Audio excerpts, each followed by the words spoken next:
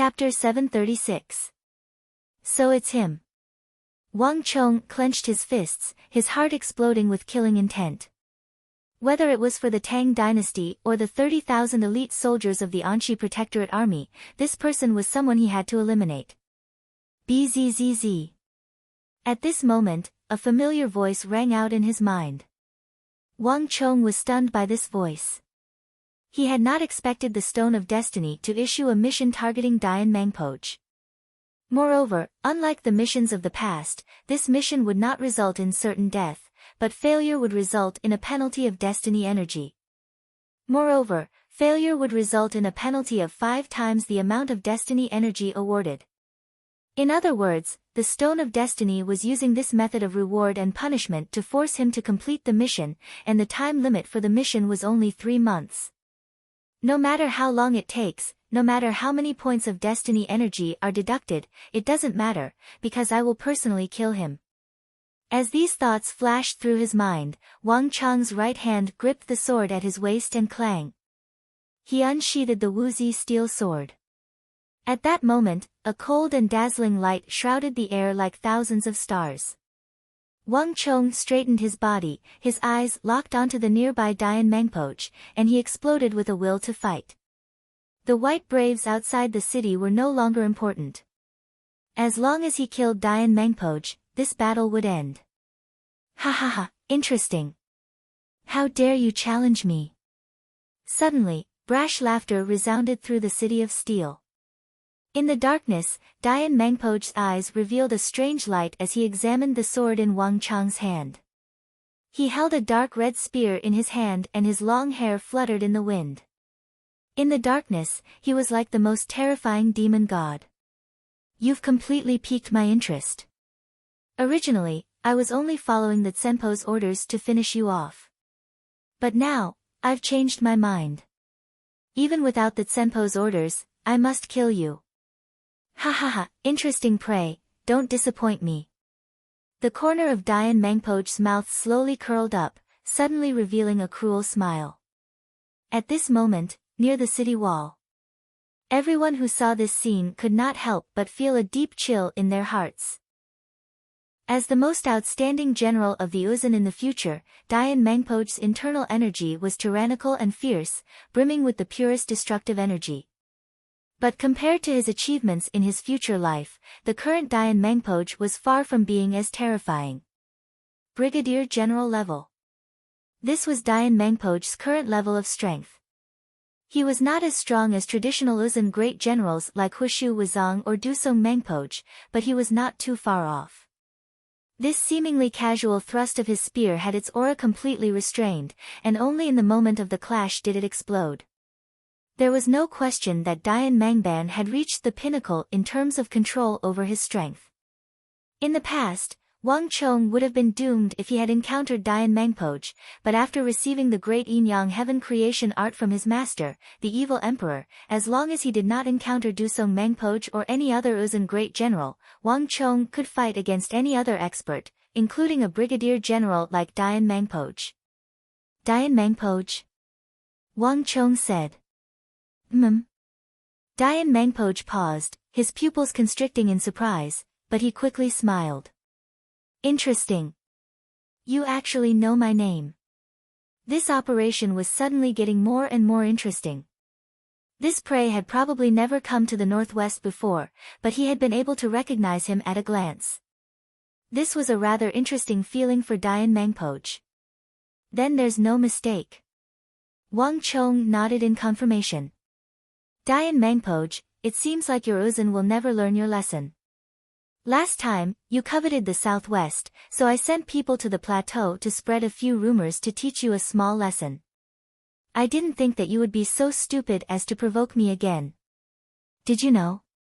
Because of your operation tonight, the Uzun faction will completely withdraw from the western regions, and as a light punishment, the armies of the Tang dynasty will set foot on the edge of the Uzun plateau.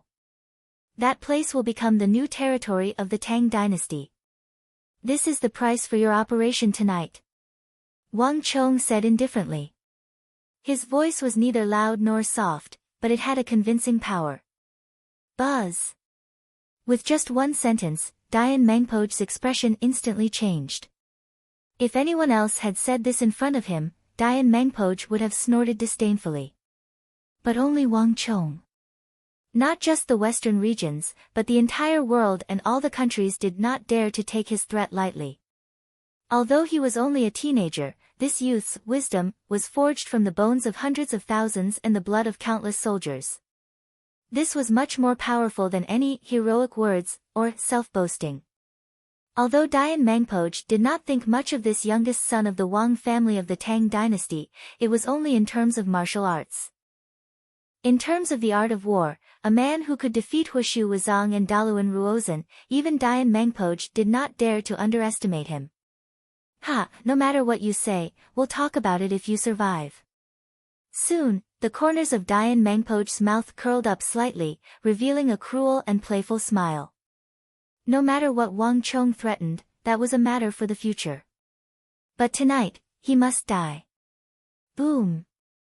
As soon as Dayan Mangpo's voice fell, the void trembled, and the sound of steel roared. Martial arts halos in the shape of thorns fell from his body and fell to the ground.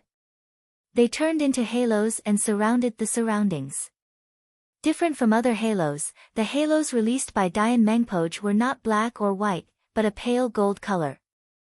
If one looked closely, one could vaguely see a golden crown in the pale gold halos. Set off by these halos, Dayan Mangpo's originally murderous aura was like that of a demon god from hell.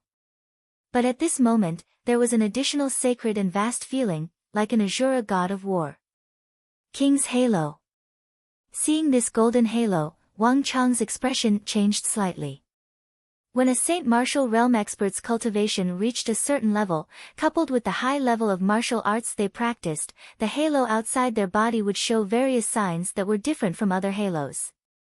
The first was that the color of the halo outside their body would deepen, turning into a sacred and vast gold color, and the pattern of a crown would appear in the halo. This was the symbol that a Saint martial realm expert was the King of Warriors. Chapter 737. Ma. Me. And I. Dayan Mangban pushed his energy to the limit and began to recite the mantra. Each of these 4 words was imbued with boundless profundity and power, and with each word, Dayan Mangban's aura swelled a notch. Behind him, light and shadow intertwined as a golden crown suddenly rose from the ring of light. It rapidly expanded and transformed, finally transforming into the illusion of a golden great snow mountain. But in just an instant, black smoke billowed. Aside from the white peak of the enormous Great Snow Mountain illusion, the rest of the area was as black as ink. Roar! An angry roar rang out. Under the gazes of countless pairs of eyes, a lifelike and savage black destruction dragon suddenly burst out from behind Dayan Mangpo. Black Dragon burst. With a shout, Dayan Mangpo suddenly shot into the air, becoming one with the dragon as he shot toward Wang Chong. Roar! With a heaven-shaking roar, a black dragon python separated from Dayan Mangpo's body, followed by a second, a third, a fourth, a total of 9 savage black dragons shot out, covering the sky and earth as they charged toward Wang Chong, who was standing motionlessly on the railing. Great Snow Mountain Devil Dragon Art. Wang Chong's eyes flashed. He raised his head and looked at the 9 black dragons shooting down from the sky. He instantly recognized the Great Snow Mountain technique that Dayan Mangpo had used. The Uzun's Great Snow Mountain Temple was renowned throughout the world. It was the origin of all of the Uzun's martial arts. On the battlefield, the techniques of all of the Uzun generals were inextricably linked to the Great Snow Mountain Temple. They might have originated from a branch of some of the Great Snow Mountain Temple's techniques, or they might have originated directly from the Great Snow Mountain Temple. Within the Great Snow Mountain Temple, there were a few techniques that were especially famous. The Great Snow Mountain Devil Dragon Art was one of them. In the legends of the Uzun, a black demon dragon had once broken out of the ground and wreaked havoc on the plateau. It devoured countless cows and sheep, killed countless herdsmen, and the warriors of the plateau. All of the experts of the plateau were no match for it. Corpses were piled up everywhere, until this black demon dragon charged up the Great Snow Mountain Temple and encountered the holy monks of the Great Snow Mountain Temple. In the end, it was suppressed beneath the Great Snow Mountain. The Great Snow Mountain Devil Dragon art was created based on this ancient legend that everyone on the Uzan Plateau knew of. In his last life, Wang Chong had long heard of the might of this Great Snow Mountain Devil Dragon art. But because this supreme technique of the Great Snow Mountain Temple was extremely murderous, very few people cultivated it, and so he had never had the chance to see it. Wang Chong had not expected that Dian Mengpoj would use this supreme technique of the Great Snow Mountain. Boom! The 9 black dragons rammed down one after another. The railing that Wang Chong was standing on was instantly turned into a pile of scrap metal. Meanwhile, Wang Chong had already soared into the sky, flying away. He pushed the great yin-yang heaven creation art to its limit. A sun and a moon, one gold and one silver, 2 illusions appeared on his shoulders. Wang Chong's stellar energy was also pushed to the limit. The roiling stellar energy was like thousands of dragons, shuttling back and forth around his body, roaring and roaring. Boom! Wang Chong only moved slightly, once again dodging Dian Mengpoj's second attack. Come! A cold light flashed in Wang Chong's eyes, and he flicked the index and middle fingers of his right hand. In a flash, a milky white energy even more dazzling than the sun shot out, shooting 3 inches below Dian Mengpoj's armpit. Upon seeing this sword chi, Dian Mengpoj finally grimaced. This sword chi gave him an extremely sharp feeling, not the slightest bit inferior to any divine weapon. Bang! Wang Chong's attack was dodged by Dian Mengpoj, and the sword chi pierced through the metal railing, leaving a large hole in it. In the air, Dian Mengban's eyes widened at this sight. It was common knowledge that amongst all martial artists, metal element ability users were the most difficult to deal with. Among all the metal type ability users, the swordsman ability users were the most terrifying. Wang Chong was only at the Imperial Martial Realm, but the sword chi in his finger was infinitely close to the Saint Martial Realm. Even an expert of his level would pose a threat. Just how many more secrets does this kid have? At this moment, Dian Mengpoj finally put away all the contempt in his heart. If I don't get rid of this kid, he will definitely become a thorn in my side in the Uzan. At this moment, Dian Mengpoj recalled the words Daluan Ruozan had said before he was imprisoned on the plateau, and he suddenly understood. However, the stronger Wang Chong was and the more martial arts he knew, the greater the killing intent in Dian Mengpoj's heart. Boom! Dian Mengpoj held the dark red spear in his right hand and the Great Snow Mountain Demonic Dragon incantation in his left hand. He pushed his movement technique to the limit, instantly transforming into a storm that swept toward Wang Chong. Boom, boom, boom. In a short period of time, Dian Mengpoj's dark red spear stabbed out more than 10 times, and each strike had the power to shatter mountains. At the same time, the Great Snow Mountain Demonic Dragon incantation in his right hand transformed into countless black dragons that attacked Wang Chong from all directions as if they had a life of their own. On the other side, Wang Chong was uncharacteristically locked in a fierce battle with Dian Mengpoj. Boom boom boom. With Wang Chong's imperial martial cultivation, no one could have imagined the result of his direct clash with Dian Mengpoj. At least 40% of Dian Mengpoj's stellar energy, tyrannical and destructive, had been dissolved by Wang Chong using the power of the great yin-yang heaven creation art. But that wasn't all. In Wang Chong's hands, the great yin-yang heaven creation art became unpredictable. With its terrifying attractive force, it could not only guide and change the direction of his opponent's attacks, but also change his own direction and speed. The most obvious was that when Wang Chong soared into the air, he could freely change his direction and speed, completely unaffected by inertia and gravity. This made it impossible for a brigadier general like Dian Mengpoj, a top-class expert of the Great Snow Mountain Temple, to determine where he was moving or where he was. In front of Wang Chong, all sense of judgment had lost its effect. 70% of Dian Mengpoj's attacks missed, Wang Chong dodging them all. Boom! Boom! Boom! In a fierce gale, Wang Chong used the art of god and demon obliteration in his left hand and the Wuzi steel sword in his right to use the great yin-yang heaven creation art to engage in a fierce battle with Dian Mangpoj.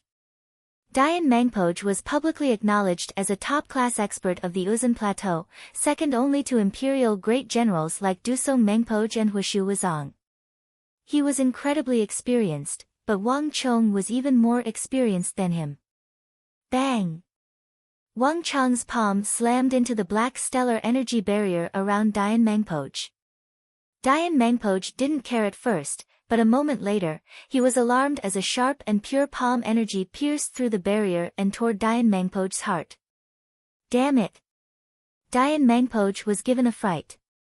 Even though he had a composed temperament that would not easily reveal it, he still felt his hair stand on end. His stellar energy barrier had not been broken, but Wang Chong's palm energy had been able to break through and strike his body. This was simply inexplicable and inconceivable. Even someone of Dian Mangpoj's breadth of experience had never encountered such a thing before. With no time to think, Dian Mangban raised his right hand and used the dark red spear in his hand to scatter Wang Chong's palm energy. Kid, just where did you learn this martial art? Dian Mangpoj was never one to ask such useless questions, but at this moment, he truly could not restrain himself. The Great Snow Mountain Temple had a long history, and all kinds of secret martial arts manuals were as numerous as the sea. But even if it was the Great Snow Mountain Temple, Dian Mangpoj was certain that there would not be such a strange and inexplicable martial art. I'll tell you when you can hold on. Wang Chong's body was like a phantom, and his sword energy crisscrossed. He moved around in the void, changing constantly, making it impossible for others to capture his real body. Stellar energy penetration was an ability that Wang Chong had obtained from the Stone of Destiny. It was not very powerful, but it was especially effective against experts like Dian Mangpoj, who were at a higher realm than him. Wang Chong had already raised this stellar energy penetration to the maximum. Courting death. Hearing Wang Chong's words, Dian Mangpoj flew into a rage. Do you really think I can't do anything to you? Devil Dragon Slash. Roar. A heaven-shaking dragon roar resounded over the city of steel as black smoke roiled through the air. As countless people watched, Dian Mangban suddenly vanished, and in the midst of the roiling black smoke, a massive black demon dragon appeared. Boom! The moment it appeared, the massive demon dragon twisted in the air and shot toward Wang Chong, its speed 10 times greater than before. The power of this attack was completely different from any of the previous attacks. Not only was it extremely fast, like a bolt of lightning, making it impossible to dodge, but the area covered by the attack was also extremely large. At this moment, even Wang Chong couldn't help but widen his eyes as he felt an intense sense of danger. Leaping Dragon Art. Without the slightest hesitation, Wang Chong instantly used a supreme technique that very few people in this world knew. Boom! As thousands of people watched, black smoke roiled through the air as Dian Mangpoj transformed into a black dragon and crashed into the sturdy walls of the city of steel like a comet. At that moment, the winds howled and the metal clattered, the sound almost tearing apart everyone's eardrums. For a moment, everyone couldn't help but feel as if the black dragon had completely torn apart that section of the city of steel. But in the end, the city of steel had managed to block it. Not only that, everyone could clearly see a tiny black silhouette soar out of the black smoke like a hawk, barely dodging Dian Mangpoj's fatal strike. Leaping Dragon Art. As Wang Chong used it, it spiraled into the air like a dragon. This was not a particularly profound martial art for the current Wang Chong, but in Wang Chong's hands, the power it displayed was far beyond imagination, perfectly dodging Dian Mangpoj's powerful Devil Dragon Slash. Chapter 738. Buzz. As the black smoke settled, Dian Mangpoj appeared on the walls. Wielding his dark red spear, he raised his head and looked up at Wang Chong, his eyes gleaming with cold light. Where do you think you're going? Dian Mangpoj stomped on the ground, his spear transforming into a demonic dragon as it pursued Wang Chong with astonishing speed. There was nowhere to borrow strength from in the air, and it was not as nimble as on the ground. Dayan Mangpoj would never let such a target go. However, Dayan Mangpoj had still far underestimated Wang Chang's ability to adapt and adapt. Buzz! His right hand grasped at the distant walls, and with nothing to rely on, Wang Chong changed his original direction of descent, blinking away to appear on the walls. Sanyuan, Shixian, sent some soldiers to clear out the white braves in the city. Focus on guarding the gates. In addition, Su Kei, Guan Yu, Qin Bin. Death's Scythe. Wang Chong proudly stood on the walls, his eyes locked onto Dayan Mangpoj, a cold light in them. The Devil Dragon art of the Great Snow Mountain, the cultivation of a Saint Martial Brigadier General, his tyrannical stellar energy, and his extraordinary fighting skills and experience made Dayan Mangpoj the most troublesome and formidable foe Wang Chong had encountered since his reincarnation. If he wanted to detain him and kill this great foe of the Qixi Protectorate, his imperial martial cultivation was far from enough. He had to borrow the strength of others. Yes, milord. Shouts came from all over the walls, and in the blink of an eye, Qing Sanyuan, Qing Shixian, Su Kei, Qin Bin, Guan Yu, all the officers of the City of Steel gathered behind Wang Chong, forming a formation. Sickle of the Grim Reaper. This was a small-scale joint attack formation unique to Wang Chong that could be used to challenge a single top-notch expert. Back then, Su Shiping, Su Anduan, and the others had only used it together. However, in Wang Chong's hands, the Grim Reaper's scythe revealed its true power. As the top experts of the army gathered behind Wang Chong from all over the city wall, Wang Chong's aura continued to rise. 14, 15, 16, the number of experts behind Wang Chong quickly doubled, and it was still increasing. In the blink of an eye, it had broken through to 20, and it was still increasing. When the number of experts behind Wang Chong increased to 32, buzz. In a flash of light, the air twisted. 32 people, including Wang Chong, formed into the Grim Reaper's scythe, lined up on the wall, their gazes locked onto Dayan Mangpoj. The auras of the 33 people fused into one, their stellar energy linked together, and then something strange happened. Roar! A hoarse voice brimming with the aura of death suddenly resounded through the air. In the sky above Wang Chong's group, a massive scythe, more than 3 zhang long and incomparably sharp, appeared in the air. Behind the scythe-shaped weapon, there was a twisted black shadow that was the size of several adults. Bang! In the sky, Dayan Mangpoj extended his feet and landed on the opposite wall. When he saw the illusion above Wang Chong's group, he couldn't help but grimace.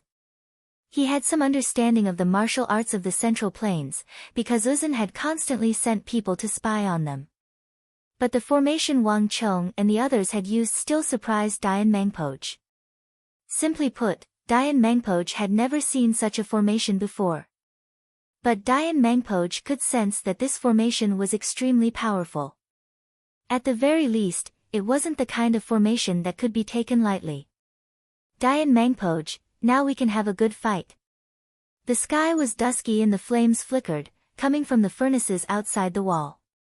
Standing on the wall, Wang Chong finally smiled.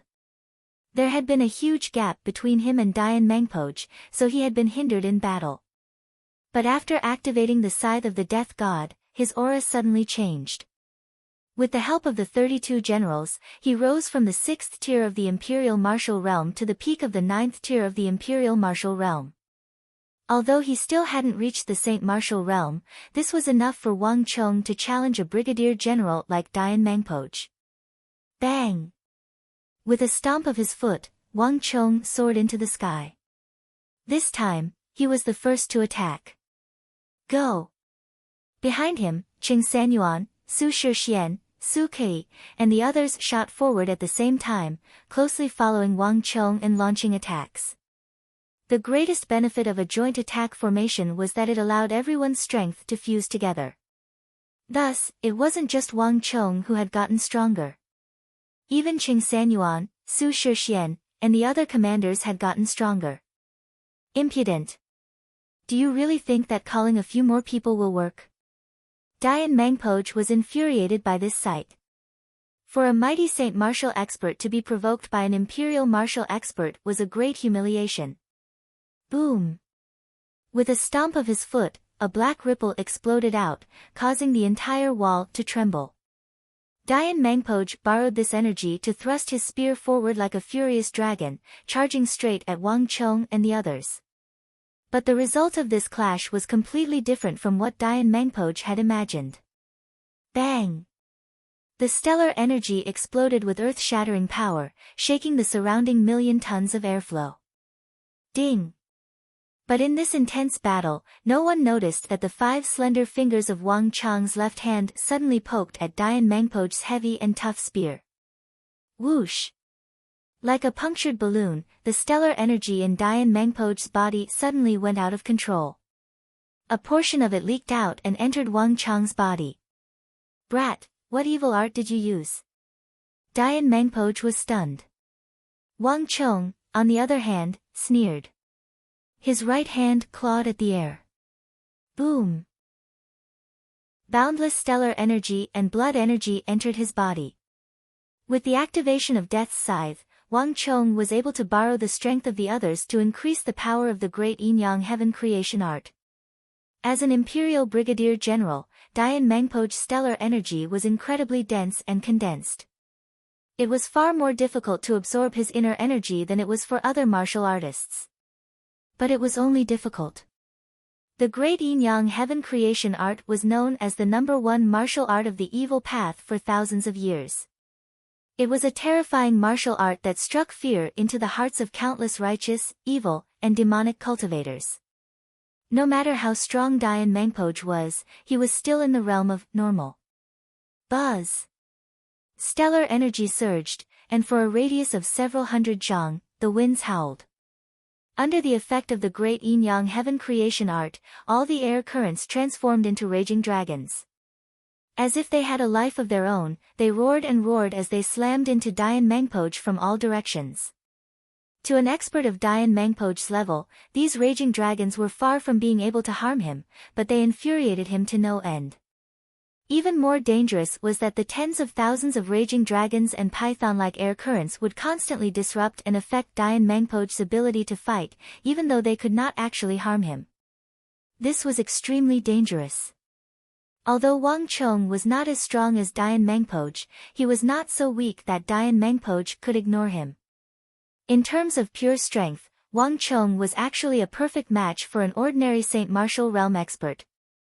Moreover, his combat experience and skills were something that even Dian Mangpoj found troublesome. Damn it! Damn it! Dian Mangpoj's hair was disheveled, and a violent rage was raging in his heart. What had angered him was not just Wang Chang's strange martial art that could disperse 40% of his strength, but also Qing Sanyuan, Su Shixian, and the other clowns. Su Kei, attack his upper 3. Chen Bin, attack his lower 3. Shixian, work with us and attack his right ribs. Everyone, work together to help young master. Qing Sanyuan, Su Shixian, and the others did not remain idle while Wang Chong was attacking. Taking advantage of the time when Wang Chong was restraining Dian Mangpoj, the 32 generals of the City of Steel attacked Dian Mangpoj from all sides. In normal circumstances, without Wang Chong restraining them, these ants would have died at his hands.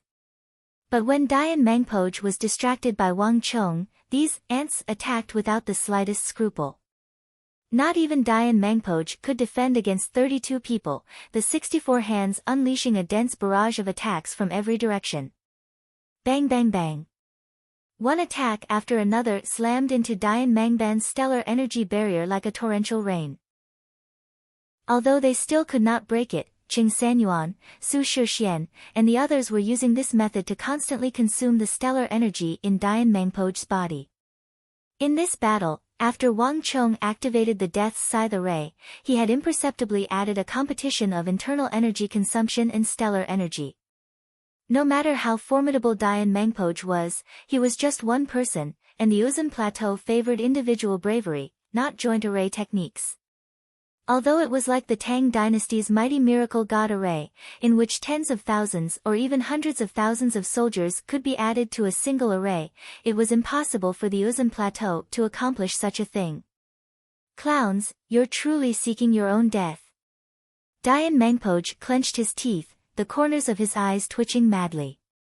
Without the slightest hesitation, the moment he forced back Wang Chong, Dayan Mangpoj's dark red spear, which had been pointed at Wang Chong just a moment ago, suddenly slanted and stabbed at a Death's Scythe officer behind him. The spear was solid, and it exploded with waves of chi. Then, Dayan Mangpoj's brigadier general thrust actually missed. Dayan Mangpoj, don't mess with the target. Your target is me. Wang Chong sneered. The Wuzi steel sword in his hand swung through the air, creating thousands of sword images. Meanwhile, Wang Chong's entire aura suddenly transformed, becoming sharp and straight, like a heavenly sword that had descended to the mortal world.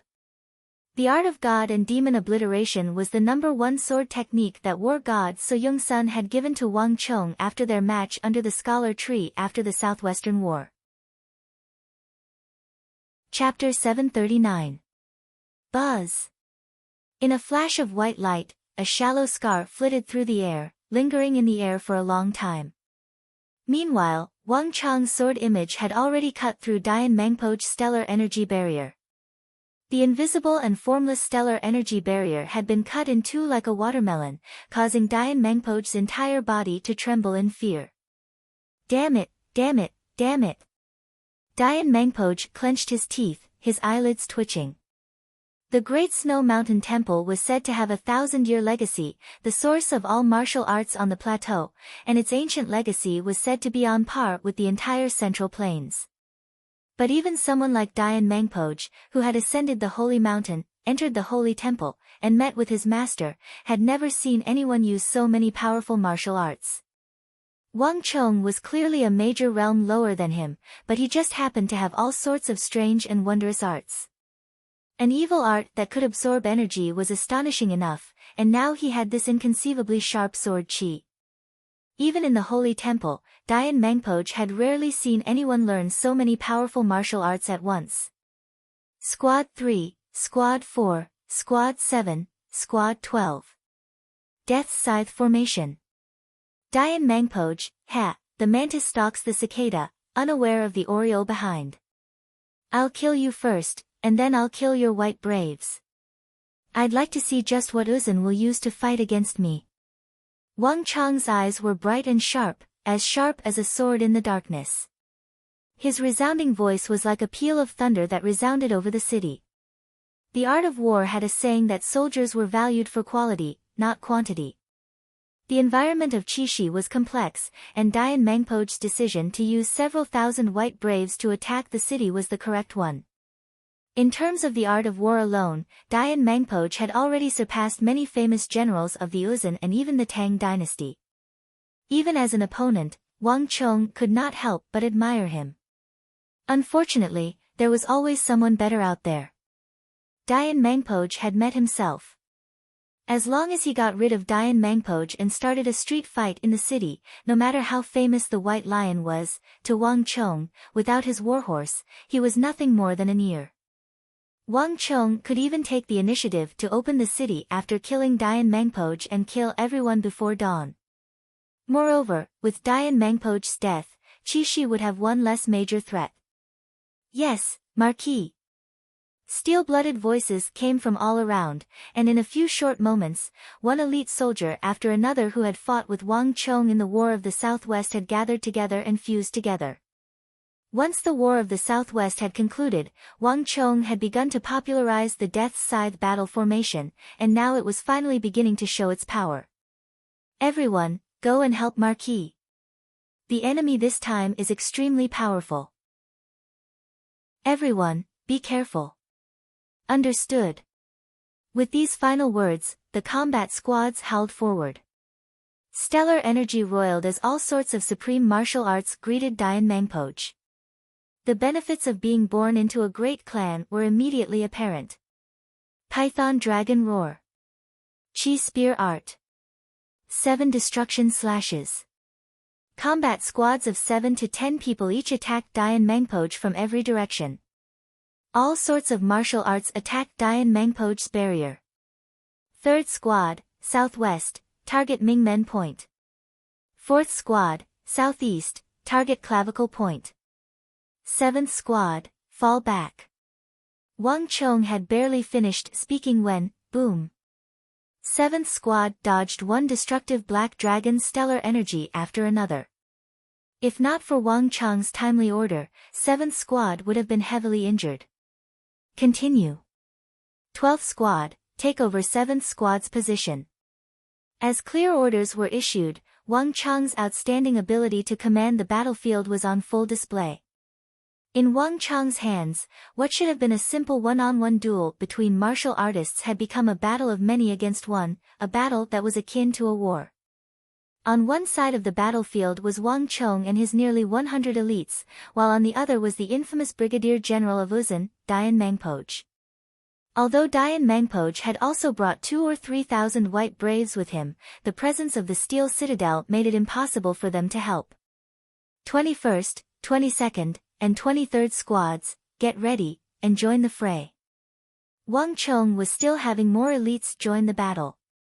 The top of the walls was narrow, but Wang Chong was able to exploit the terrain to attack from different angles. Bang bang bang. One combat team after another responded to Wang Chong's call and entered the fray. At this time, the only squad that had not been summoned was the Ballista Squad. Twang twang twang. Booms rang out. Wang Chong had only prepared 4 ballistae, but he had countless ballista bolts. Thick ballista bolts were strewn across the ground, seemingly endless.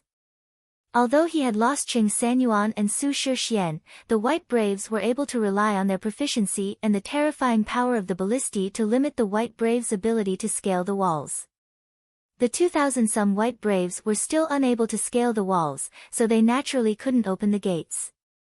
These elite White Braves of the Uzun Plateau naturally had no idea that the commander-in-chief of this operation, Dian Mangpoj, was almost driven mad by Wang Chong. Damn thing. Die for me. The corner of Dian Mangpoj's eyes twitched as he grew more and more irritated. Boom. He threw his spear, not at Wang Chong, but at the Death Sickle squad of the Tang dynasty. The nature of this battle was changing. Dian Mangpoj had never imagined that these soldiers of the Tang dynasty, whom he had looked down on at the start, would cause him to feel so irritated. In just a few short moments, Wang Chong had summoned 20-some squads, nearly 180 soldiers. They covered an area of several hundred zhang and were attacking him from every direction. This battle had become 1 against 100, and he was simultaneously facing the attacks of Wang Chong and nearly 200 soldiers. In normal circumstances, this sort of situation would have never occurred. If someone else had used this method to deal with him and wear down his energy, they would have been foolish beyond belief and seeking death. But Wang Chong had made this possible. Wang Chong, do you really think I can't deal with you? Great snow seals the world, demon dragon destroys the world. A vicious light flashed in Dian Mangpoj's eyes. Even he was beginning to find it somewhat unbearable to expend so much energy. Boom! A moment later, black energy exploded as Dian Mangpoj shot into the sky like a black meteor. Boom! As the black meteor reached its highest point, the 100,000-some craftsmen and guards in the City of Steel suddenly saw a massive snowy mountain covered in white armor. Unlike any of the previous times, the snowy mountain was even more solid, more concrete, and even larger.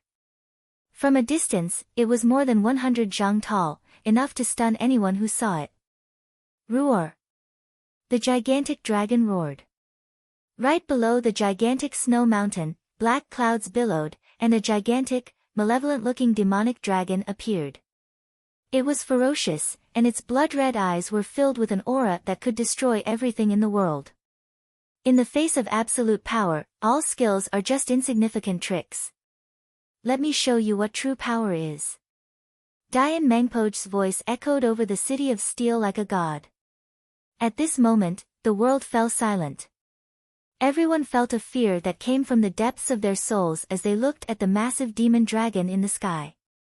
Great snow seals the world, demon dragon destroys the world. This was the most powerful and profound move of the Great Snow Mountain Demon Dragon art. Dayan Mangpoj had once used this move to destroy Little Balor, completely destroying its city and forcing this small country in the western regions behind Uzan to surrender and become a vassal state of Uzan. The power of this move was enough to destroy all targets on the city walls, including Wang Chong. Humph. Wang Chong sneered, his long hair blowing in the wind as he raised his head to the sky, his expression devoid of fear. Dayan Mangpoj, your thinking is too simple. So what if it's the Great Snow Mountain? So what if it's a demon dragon? Let me show you what a true martial art of the Central Plains is. Yin and Yang Mutual Transformation, Universe Reversal, Great Yang Art. With a howl, Wang Chong suddenly gathered all the energy in his body, along with the energy of the 32 officers, and soared into the sky like a sparrow hawk. Bzzz. The illusory images of the sun and moon on Wang Chong's left and right shoulders suddenly began to solidify, transforming into two surging streams of energy, one golden and one red. As they swirled in the air, they formed a yin and yang force field with a radius of more than 100 feet and the shape of a sun. The great yin-yang heaven creation art was not a technique purely used for combat. Its greater use was to absorb the energy of an opponent, rapidly increasing the strength of a cultivator. Thus, combat was not its primary task. But this did not mean that its combat ability was weak. On the contrary, the reason why the great yin-yang heaven creation art was ranked number 1 on the evil path, and why all martial artists paled at the mere mention of it, was precisely because of its terrifying combat ability. As the number 1 martial art of the evil path for thousands of years, the great yin-yang heaven creation art had 3 supreme techniques for combat. Yin and Yang Mutual Transformation, Universe Reversal, Great Yang Art, was one of them. Each of the 3 techniques of the great yin-yang heaven creation art had extremely stringent requirements to use. For example, the great yang art was specially used to defeat the strong, to deal with opponents like Dayan Mangpoj who were stronger than him. But this technique could only be used at an extremely high level. If Wang Chong had not borrowed the power of the Death God's scythe formation to increase his strength and also absorbed a portion of Dayan Mangpoj's stellar energy, he would not have been able to use this technique. In addition, if he wanted to use this technique, he would have to expend a large amount of blood qi and psychic energy. If he was unable to finish off his opponent in one move, then his strength would plummet, and he would very likely be hunted down by his opponent. This was also the reason why Wang Chong did not casually use this technique. Boom! In the blink of an eye, Wang Chong's golden-red stellar energy collided with Dayan Mangpoj in the air. There was an earth-shaking explosion, and it seemed like space itself was being torn apart. Everyone's ears were ringing from the shockwaves, and they saw stars. Cover your ears. Chapter 740. Boom! Boom! Boom! In the air, Wang Chong's stellar energy fiercely collided with Dayan Mangpoj. Wang Chong's strength was far inferior to Dayan Mangpoj's, but under the effect of some strange energy, at least half of Dayan Mangpoj's stellar energy was borrowed by Wang Chong, which, along with Wang Chong's own strength, transformed into a roiling flood that crashed into Dayan Mangpoj. Roar! The dragon roared and the snow mountain crumbled. At this moment, there was a faint roar of pain, and then a black figure crashed down from the sky, crashing onto the wall. Boom! At this moment, everyone could clearly see that the figure falling down was not Wang Chong, but Dayan Mangpoj. How is this possible? Su Kai and the others were stunned. They had experienced Dayan Mangpoj's power, and the fact that he had needed nearly 200 elites of the army to surround and attack him was a testament to his strength. Wang Chong soared into the sky. Everyone had been prepared to receive Wang Chong in the event of his defeat, but no one had expected that the seemingly powerful Dayan Mangpoj would be defeated in this one-on-one battle. Moreover, it seemed like he had been heavily injured. Kid, you're quite impressive this time, to think of such a method. but this is far from over. Next time, I'll come again, but at that time, you might not have such good luck. Retreat. Dian Mangpoch's voice echoed over the city of steel, brimming with viciousness and resentment. Before anyone could react, Dian Mangpoch suddenly leaped off the wall and vanished. This sudden scene caused everyone to be extremely astounded, and it was completely out of their expectations. No one expected Dian Mangpoch to withdraw his troops at this time. And almost not long after he flipped over the city wall, there was a flash of light, and Wang Chong floated down from the sky, landing at the place where Dian Mangpoch had fallen. His gaze crossed the city wall and quickly landed outside.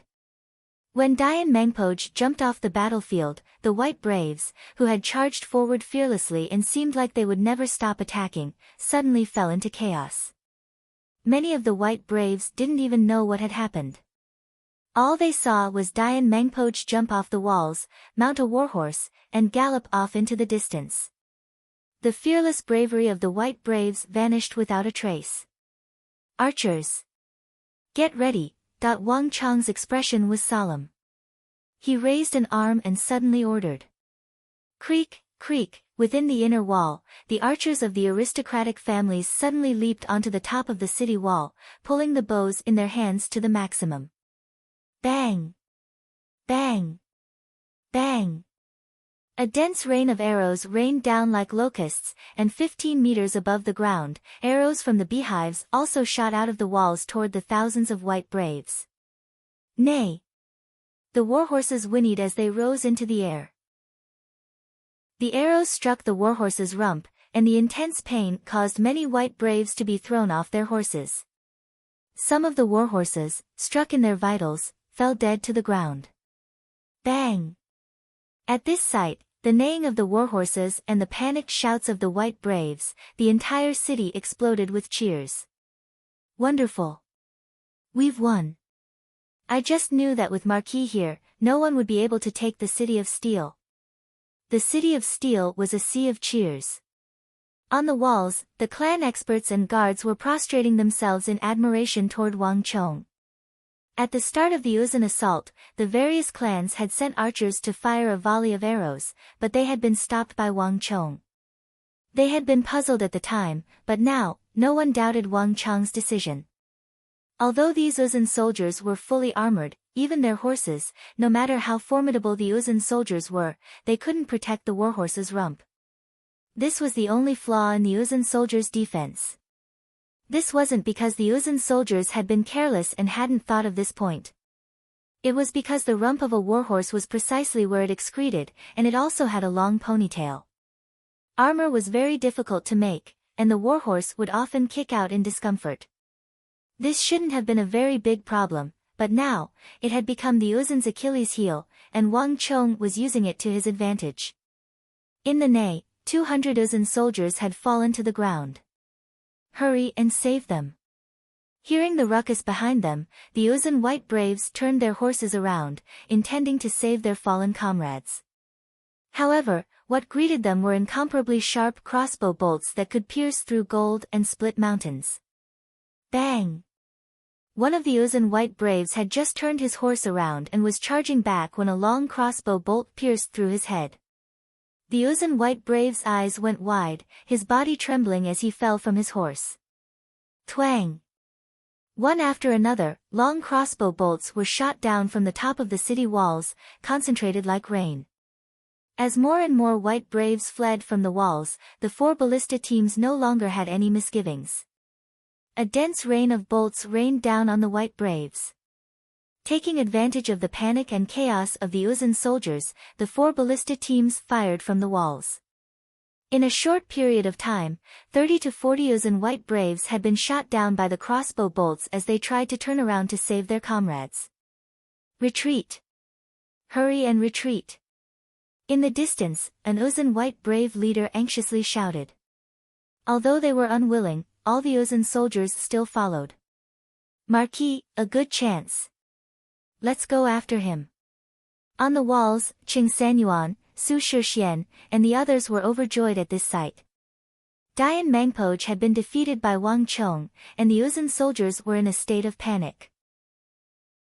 This was the perfect chance to pursue and reap the rewards of this battle. There's no need. Wang Chong suddenly stopped him. Now is not the time to pursue. Suke, take some people and finish off those Uzun soldiers who have fallen from their horses. Without their horses, they won't be able to get far. With these final words, Wang Chong lightly coughed, his voice tinged with weakness. Cheng Sanyuan, Su Shixian, and the others were alarmed. Raising their heads, they saw that Wang Chong's face was pale and his aura was weak. He was far from the smug and victorious appearance they had imagined. Marquis. Alarmed, they hurriedly went to support Wang Chong. As expected of Uzun's brigadier general, the future king of the great general. I underestimated him. As he looked in the direction that Dian Mengpoj had fled, Wang Chong's eyes flashed. After all, there was a gap in cultivation between him and Dian Mengpoj. Although Wang Chong had used the great yin yang art to reverse Dian Mengpoj's attack and use it on himself, Wang Chong had not been able to absorb his energy, much less wound him. Dian Mengpoj had only been too panicked and surprised. If he waited until he realized that he was not as formidable as he had imagined, the city of steel would truly be in danger. Hurry up and clean up the battlefield. Wang Chong said. Yes, Marquis. Everyone hurriedly lowered their heads. After saying this, Wang Chong ignored them and jumped down from the wall. In the air, he used the great yin-yang heaven creation art to aim at the walls of the city of steel and suck in the air, reducing the speed of his descent to the minimum. Roar! He's the leader of the Tang people. Kill him and we'll succeed. Wang Chong had just landed when he heard the roars of the Uzun. The first reaction of the fallen Uzun white braves upon seeing Wang Chong was not to flee, but to pull out their scimitars and charge at Wang Chong. Humph! Wang Chong only sneered, not even glancing at them. He activated the great yin-yang heaven creation art, and when the four Uzun white braves were still several dozen feet away from Wang Chong, their faces filled with shock and their bodies trembled. The stellar energy in their bodies surged uncontrollably into Wang Chong's body. Demon art. The four Uzun white braves trembled all over, and in the blink of an eye, they were reduced to desiccated corpses, dropping to the ground along with their armor. Ah! Wang Chong gave a long sigh of relief. With the replenishment of energy from these white braves, he immediately felt much better. It's time to end this battle. Wang Chong opened his eyes and looked at the nearby Uzun white braves, a thought flashing through his mind. Buzz! In a flash of light, Wang Chong appeared 10 some zhang away in front of a white brave, the fingers of his right hand pressing against the top of his head. Save me. The white brave's eyes were wide open, his face stricken with fear as Wang Chong sucked him dry of energy and killed him. Screams rang out from outside the city of steel. These white braves who had been so bloodthirsty on the Uzun plateau had become Wang Chong's prey. This was no longer a battle, but a one-sided massacre. A few moments later, the battle was over, and the corpses of nearly 200 Uzun white braves had been added to the pile outside the city. These elite cavalry, whose strength rivaled that of the Mamelukes, were nothing more than ants in the face of a powerful existence like Wang Chong. The advantage of an army lay in its numbers. Without an absolute advantage in numbers, it wouldn't be much better than an ordinary martial artist fighting alone against a top-class martial artist. Marquis, the battle in the city is over. All 16 Uzun soldiers have been eliminated, and the city of steel has regained its peace. Our brothers are already dealing with the aftermath and the corpses. Outside the city of steel, more than 800 zhang away from the walls, Wang Chong was in the middle of regulating his breathing, his body seething with blood energy when he heard a familiar voice. Have you found out how they got in? Wang Chong's brow rose as he opened his eyes and asked. Chapter 741. The 150,000 experienced craftsmen in the city might have been laying bricks and adding tiles to the walls, but in battle, these 150,000 pairs of eyes would serve as the best scouts and scouts. No one would be able to escape their eyes and stealthily infiltrate the city of steel. But the truth was that before Dian Mangpoj had truly launched his sneak attack, there had been nothing strange in the city. To put it simply, Dian Mangpoj had not climbed the walls to get in, but had infiltrated the city of steel beforehand. From a certain perspective, this was simply inconceivable. This time was short, and we didn't have time to investigate. But according to Marquis's usual practice, after the incident, we took stock of everything and discovered several broken wooden chests. Those chests all have large holes in them, and at least half of the steel and steel modules are missing. Behind Wang Chong, a young man of 27 or 28 reported the results of his investigation. Wang Chong's brow creased, but then he understood. I truly underestimated him. He actually used the goods transported from the capital to the various prefectures to tamper with them. This Uzun madman seems to be much more meticulous than I imagined. Wang Chong quietly said to himself. For the sake of secrecy, Wang Chong had sealed many of the steel modules in wooden chests so that outsiders would not be able to see what was inside. The fact that someone had made a hole in these chests wasn't too big of a deal, not enough to make anyone think too much of it. But the fact that quite a few of the steel modules were missing was not as simple as it seemed. If his guess was right, this was probably why they had been able to hide from him and the 150,000 craftsmen in the city. I understand. Let's end this matter here. Increase security. In addition, Wang Chong took 2 steps back, but then he suddenly thought of something and stopped. In addition, have someone come and clean this place up. After glancing behind him, Wang Chong quickly left. The winds howled, and the thick stench of blood wafted through the air. Behind Wang Chong, the ground was strewn with the corpses of Uzun white braves. There was nothing that didn't require a price. Dian Mangpoj had retreated, but the 200-some elite Uzun white braves were the price he had to pay. Da-da-da.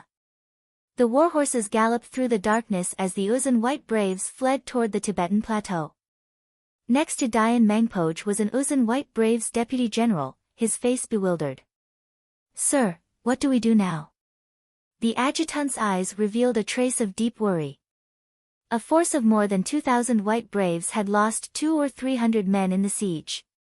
Such a loss had never occurred to the elite white braves before. This tiny city of steel had lost more white braves than an entire country. At the very least, the white braves had never suffered such casualties when they attacked greater and lesser valor. And when they thought about how Lord Dusong Mangpoj was still waiting on the edge of the plateau for news of their victorious return, they began to tremble in fear and unease. I truly didn't think that we would be defeated in that small city with less than a few thousand soldiers. I didn't think that that brat from the Tang dynasty would be even more formidable than the legends say. Milord's attack was wise, and he was able to conquer the city and pull out the ground. I didn't think that not even Milord would be able to deal with him. Moreover, that city is unbelievably sturdy. Tsongka and Zangba's metal attribute superpowers can easily turn a city gate into iron filings or into a steel giant. In previous battles, this move has always been successful. But this time, the two of them only managed to dig out a few inches. I truly can't believe it. General has always been proud. Now that he was defeated by a youth from the Tang dynasty, he must be feeling very uncomfortable.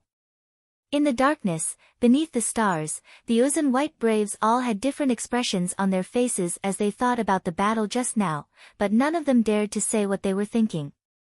They had already made ample preparations for this operation. The Great Snow Mountain Holy Land had deployed siege awls, the 5-clawed grappling hooks that could scale the walls, the hooves of horses, the metal element ability users, and the infiltration of the city ahead of time. To deal with a city that was still under construction, this was more than enough to kill a chicken with a butcher's knife. But who could have imagined that their opponent would be even more formidable? Moreover, even their leader, Dian Mangpoj, had been defeated by them. In Uzun, although Dian Mangpoj did not often lead troops into battle, he held an extremely high prestige in the hearts of the white braves, not one bit inferior to the famed generals of the empire like Hushu Wuzong. In truth, Dayan Mangpoj had already used the conquest of the surrounding small countries to prove himself. In those countries, Dayan Mangpoj's name was even more famous than all the other great generals of the empire. But no one had expected that the mission would fail. Not even their general had personally taken action and failed to kill that brat. Ha ha ha, that brat is smarter than I imagined. I underestimated him. An amused voice suddenly rang out in everyone's ears. Dayan Mangpoj smacked his lips and grinned. There was not the slightest hint of dejection on his face. On the contrary, it was brimming with a strong will to fight. "Milord," in a flash, everyone was dumbfounded. They had anticipated Dayan Mangpoj's various reactions, dejection, depression, but they had never imagined this. He. Dayan Mangpoj sneered, paying no attention to the people around him. Instead, he was thinking about the battle that had just concluded. His mind was in turmoil as he recalled many things. It had been a long time since he had encountered such an interesting opponent. Dayan Mangpoj could sense that his opponent was clearly weaker than him. In the past, the first time he had attacked while hiding under the walls, he would have been dead. But that fellow's senses were extremely sharp, and he had actually failed that time. This sort of thing had never happened before. Dayan Mangpoj's original intention had been to prevent Wang Chong from hiding in the crowd and using the 100,000 craftsmen as a cover to avoid battle, or perhaps even abandon the city and flee. In that case, his actions would have been meaningless. That was why Dayan Mangpoj, with his strength of a brigadier general, did not directly charge into the city. Instead, he quietly approached and hid, waiting for the best opportunity to ambush and assassinate. Dayan Mangpoj had used such an ambush many times when dealing with the small countries around Uzan such as Little Balor. The other side's generals did not even get a clear look at their opponent before they died in Dayan Mangpoj's hands. But Dayan Mangpoj did not expect that everything would go smoothly this time, and that Wang Chong's attention would also be attracted by the soldiers he had sent to the city. The only surprise was that the operation had actually failed. Ever since Dayan Mangpoj left the Great Snow Mountain Temple, this was the first time he had encountered such a formidable opponent in terms of strategy and tactics. However, this was a coincidence. There won't be such a good opportunity next time. Dayan Mangban said, his eyes bright and his expression like that of a ferocious beast, sending chills down one's spine. The White Braves were skilled in fighting in the open, and when charging in the open, the White Braves could look down on the world, capable of dealing with 5 to 10 times their number of cavalry. But the city of steel that Wang Chong had built was so sturdy and tall that even a full-strength attack from a brigadier general like Dayan Mangpoj had failed to destroy this city that had been hastily constructed in a month. This was something he had never imagined. Dayan Mangbo Mangji had 2,000 or 3,000 subordinates outside the city, but they were kept out of the city walls, unable to help him in his battle with Wang Chong. On the other hand, Wang Chong had summoned more than 200 of his subordinates and divided them into small groups. Using the strength of these small groups to attack him in an orderly manner, they were able to consume his stellar energy and internal energy. Dayan Mangbo Mangji had never encountered such a situation before. It could be said that none of the opponents Dayan Mangpoj had encountered before had this ability. But this only served to further agitate Dayan Mangpoj's killing intent. Right now, even if the Tsenpo gave the order, he still wouldn't let go of this mission. There's no need to worry about the Tsenpo and Lord Mangpoj. I will explain things to them myself. Dayan Mangpoj sinisterly smiled, his gaze deep in thought as he looked into the distance. In addition, get ready. For the time being, we won't need to worry about the City of Steel. We'll go to the plateau in a little while. Right now, come with me to the camp of the Qixi Protectorate. Since we can't deal with that brat from the Wang clan, we'll go collect some interest first. Everyone in the surroundings was stunned at first, but soon, they all started cheering. Yes, milord. With a thunderous galloping of hooves, the 2,000-some Uzan White Braves suddenly changed direction. Instead of returning to the Uzan Plateau along the usual path, they galloped off in a different direction under the starry night. This night was bound to be a restless one. Flap flap. Not long after Dian Mengpoj left with his elite cavalry, a pitch-black pigeon with golden eyes flew through the air and into the main hall of the Chishi Protectorate headquarters. Bzzz. For a moment, time seemed to stop, the Chishi Protectorate headquarters plunging into a deathly stillness, as if all the air in a radius of several hundred li had been sucked out. But a moment later, boom. The earth quaked and the entire Chishi Protectorate began to tremble and crack. An enraged and irrepressible voice resounded through the heavens. Bastard! Useless thing! You can't even do something as simple as this. This one spent so much effort in vain. How infuriating! A vast and mountainous energy swept out like a storm, shaking everything within a radius of 100 li. Fomenlinta was like an enraged beast, his frenzied, hurricane-like energy causing everyone to tremble in fear. On the border between Chishi and the Uzun Plateau, Fomenlinta had taken a great risk to open up a gap for the Uzun soldiers to pass through. Dusong Mengpoj was a smart man and should have understood his intentions. Chapter 742. Has Dusong Mengpoj lost his mind? Useless thing, wasting the chance I gave him. He only sent 2,000 some soldiers to attack the city.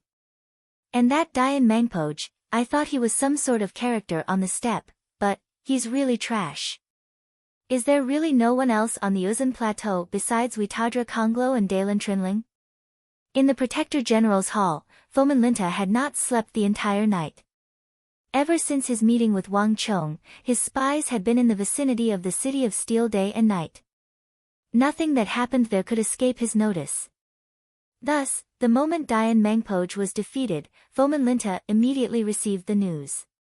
But at this moment, the veins on Fomenlinta's forehead were bulging like earthworms, his face red with rage, and his hands were constantly trembling in disappointment and rage. Colluding with a foreign power was like inviting a wolf into the house. If this matter were reported to the imperial court, the risk he had taken would be unimaginable. But even after taking such a massive risk, his foe had still failed. One could easily imagine the rage in Fomenlinta's heart. Wushang was right in front of him, but to Fomenlinta, it was like a fish bone stuck in his throat. Reporting. Before the first wave had even settled, a panicked voice came from outside the door. "Milord, it's bad. The NU vanquishing camp has been attacked. More than 5,000 of our soldiers have been killed, and General Pulin has been killed." What? In shock, Fomenlinta stood up from his seat. There was only one General Pulin in the Chishi Protectorate, and that was Pulin He, who he viewed as his left and right arm. Just like him, he was also a Hu. Pulin He was a very skilled martial artist, and he had fought alongside Fomenlinta in the western regions for many years. He was extremely experienced, and in his battles with Uzun, he had made many great contributions. He could be said to be one of the people that Fomenlinta relied on the most. Impossible. Are you sure you're not mistaken? Fomenlinta's first reaction was that it was impossible. Report. As soon as Fomenlinta finished speaking, another panicked voice came from outside the hall, accompanied by the hurried sound of horse hooves. There's an urgent report from the conquering Crow army. They've been attacked and General Pulin has been killed. Before his voice faded away, a gust of wind blew in from outside the door. In the gust of wind, a dusty lieutenant rushed into the hall and knelt on the ground. On this lieutenant's back was a dark red arrow of command that was dripping with blood. This was an arrow of command that would only appear when something important happened in the army. When he saw this arrow, Fomenlinta's body trembled, and he finally couldn't help but let out a deafening roar. Dusong Mengpoj. This furious roar was like a clap of thunder that resounded over all of Chishi. The city of Steel was brightly lit and bustling with activity. Marquis. We've already investigated. Just yesterday, one of our caravans was attacked on the way to Wushang. We sent some guards to investigate, but because the caravan was unharmed and the goods were undamaged, we didn't pay much attention to it and didn't report it to our superiors. Wang Chong was seated in a newly constructed residence, several officers in front of him. One of these officers was tall and thin, and he was carefully flipping through a diary. "Have you found the people escorting the steel caravan?" Wang Chong raised his eyes and asked. Replying to Marquis, "It hasn't been long, and the incident happened yesterday. They're still in the city, planning to leave tomorrow morning. I've already called them over, and they're waiting outside the gate," Chen Bin said. Wang Chong nodded, and several panic-stricken caravan members quickly walked in. After some careful questioning, everything was as they had expected. The people who had attacked them were all masked, with only their eyes showing. The caravan members had believed that they were bandits and highwaymen, but because there had been no casualties and no damage to the goods, they hadn't paid much attention to them.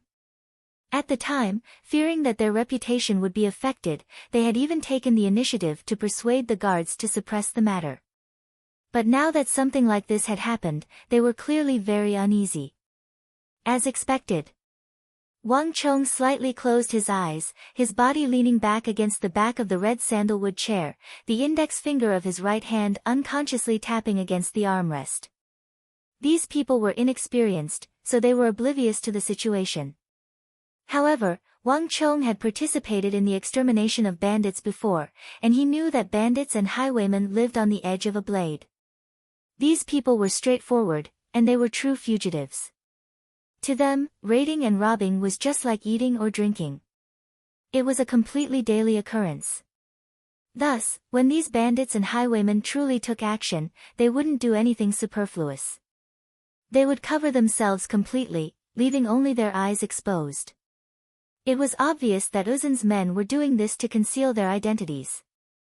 Dian Mangpoj, he's truly difficult to deal with. Wang Chong unconsciously tapped his fingers as he thought to himself. Even as an enemy, Wang Chong couldn't help but admire Dian Mangpoj's ability to think of such a plan to sneak into the city. Truly, this was the only flaw in the city of steel. Wushang was barren and desolate, and all its steel came from the capital and the various provinces and cities of the Tang dynasty. The distance was long, and the transportation routes were long. This made the entire transportation process full of variables. Dian Mangpoj had clearly used this point. For Uzin's men to discover this early in their assault on the city isn't a bad thing, but a good thing. Pass on my order. In the future, all goods entering the city of steel must be opened and inspected.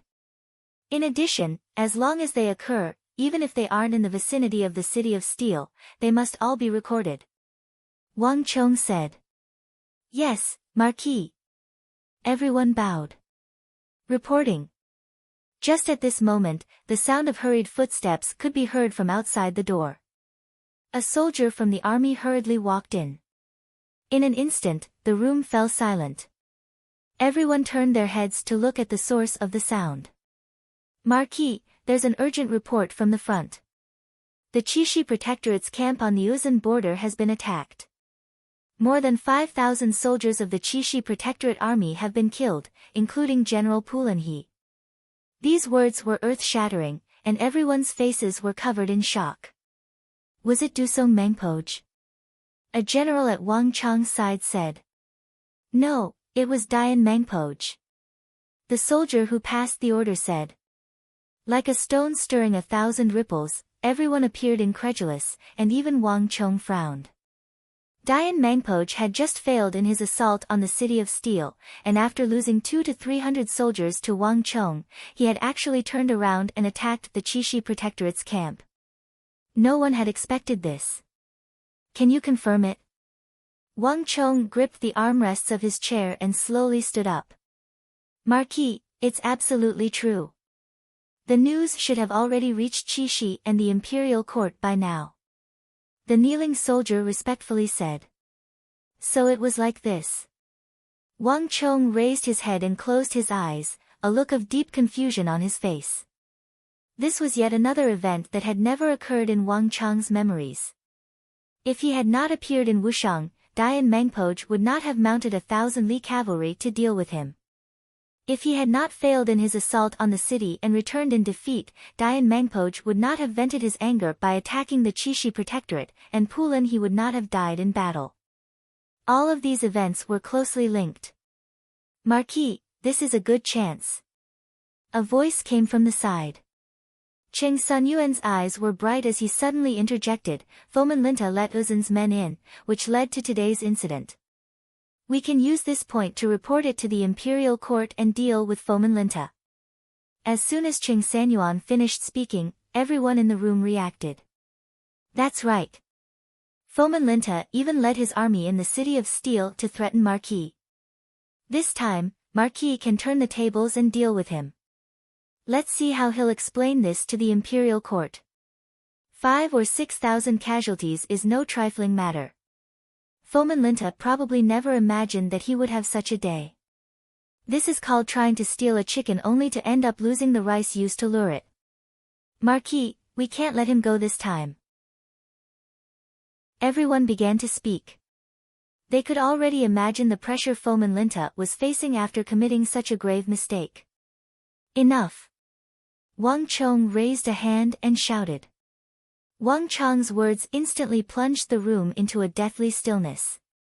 Everyone lowered their heads, their expressions respectful. There was only one voice in the City of Steel, Wang Chong. When Wang Chong made a decision, there would be no second voice. This matter cannot topple Fomin Linta. Wang Chong said.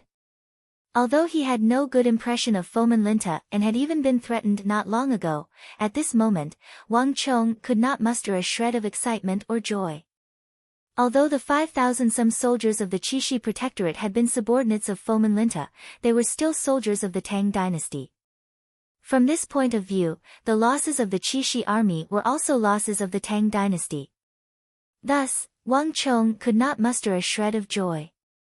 But this matter only strengthened Wang Chong's belief that Fomin Linta was no longer suitable for the position of Chishi Protector General. If he hadn't sacrificed his personal interests to allow Dian Mangpoj in, this sort of thing would never have happened. Wang Chong was sure that when the Chishi Protectorate had allowed Dian Mangpoj in, it had never imagined that Dian Mangpoj would bite back.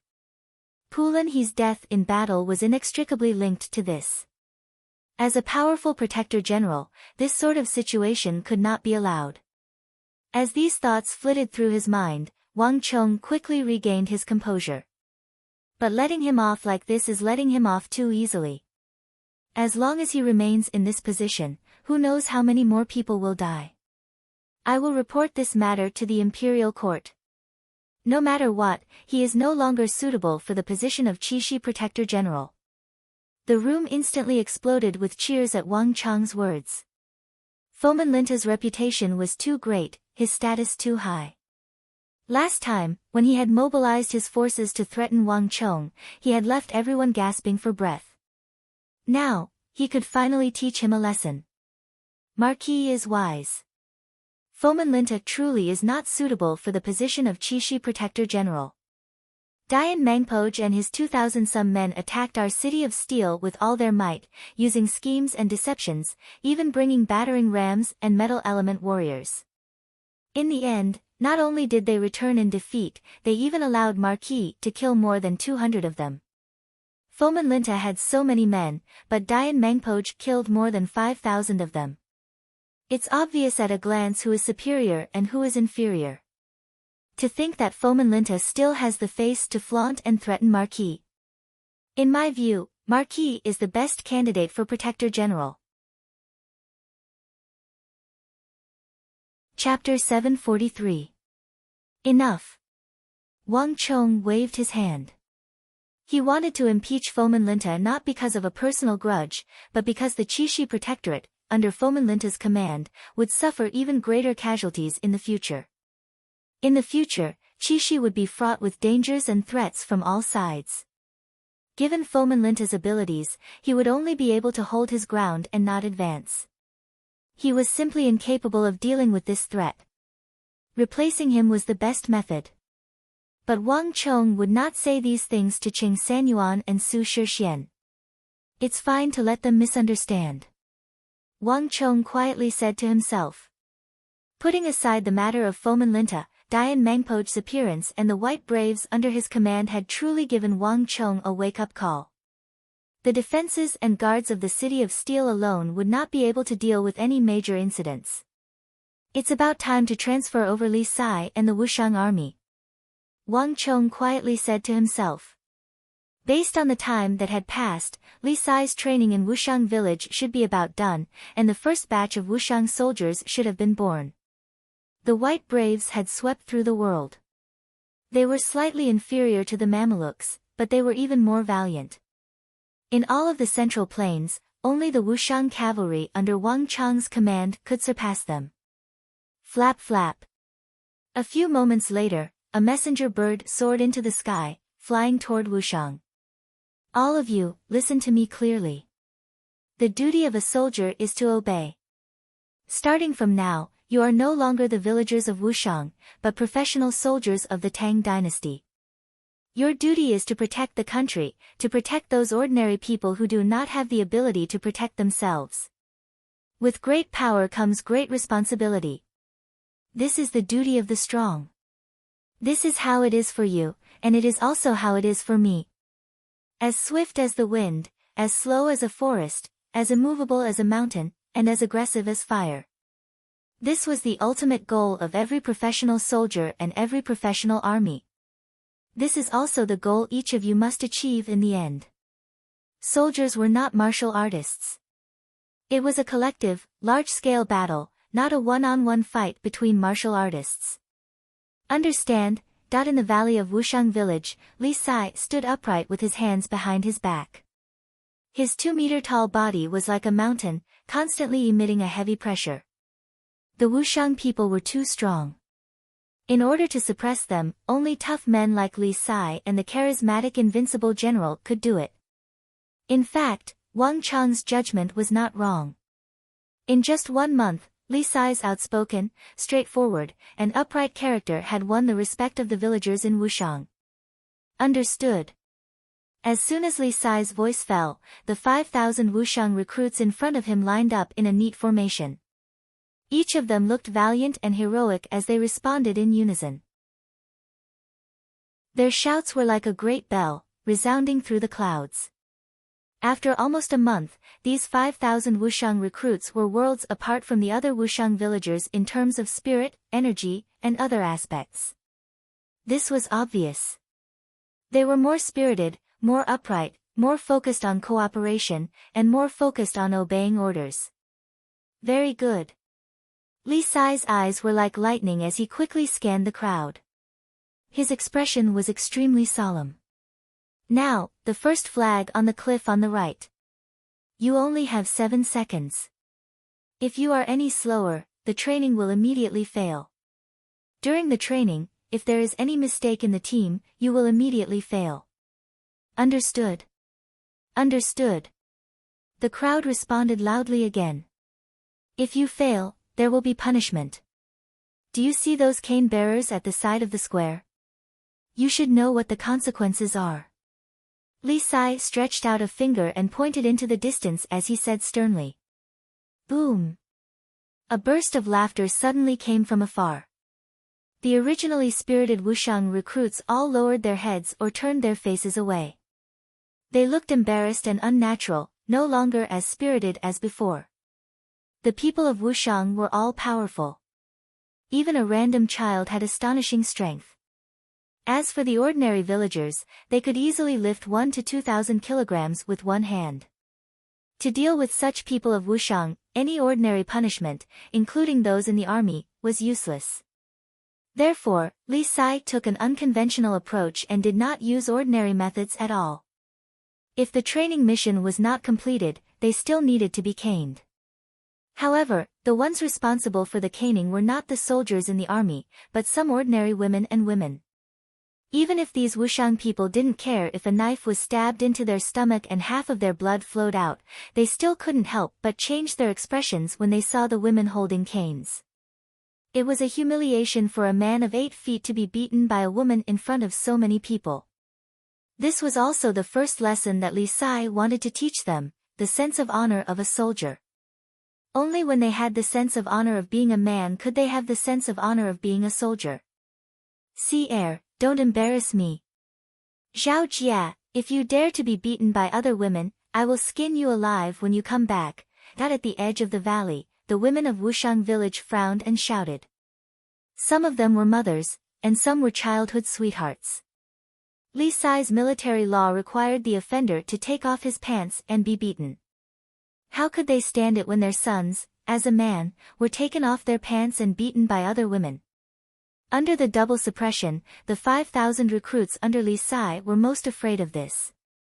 It was better to let them die than to have their pants taken off and be beaten by women in front of so many people. Now, begin. Without the slightest hesitation, Li Sai's expression was solemn. He stretched out a finger and pointed at a small red token on the cliff to his right. Wang! There was a sudden change. The 5,000 Wushang recruits, who had either lowered their heads or turned their heads away, instantly raised their heads and puffed out their chests. They were full of vigor, and their bright eyes were filled with fighting spirit. Hung, almost at the same time that Li Sai gave the order and waved his arm, the first row of 40 Wushang recruits shot out like lightning. Their arms hooked, their bodies leaped, and instantly, all of them climbed up the cliff. Moreover, they neatly and quickly climbed up the cliff. All 40 Wushang soldiers moved at the same pace, without the slightest deviation. Looking from the side of the cliff, all 40 Wushang soldiers were of the same height. There was not the slightest bit of dislocation. Wushang, at the same time that this batch of Wushang soldiers rushed out, the second wave, the third wave, the fourth wave, the fifth wave, the entire troop of 5,000 people was like a living carpet that quickly floated along the smooth and precipitous surface of the cliff toward the top. Yes. It was floating. When 5,000 people moved at the same speed, it gave off such a feeling.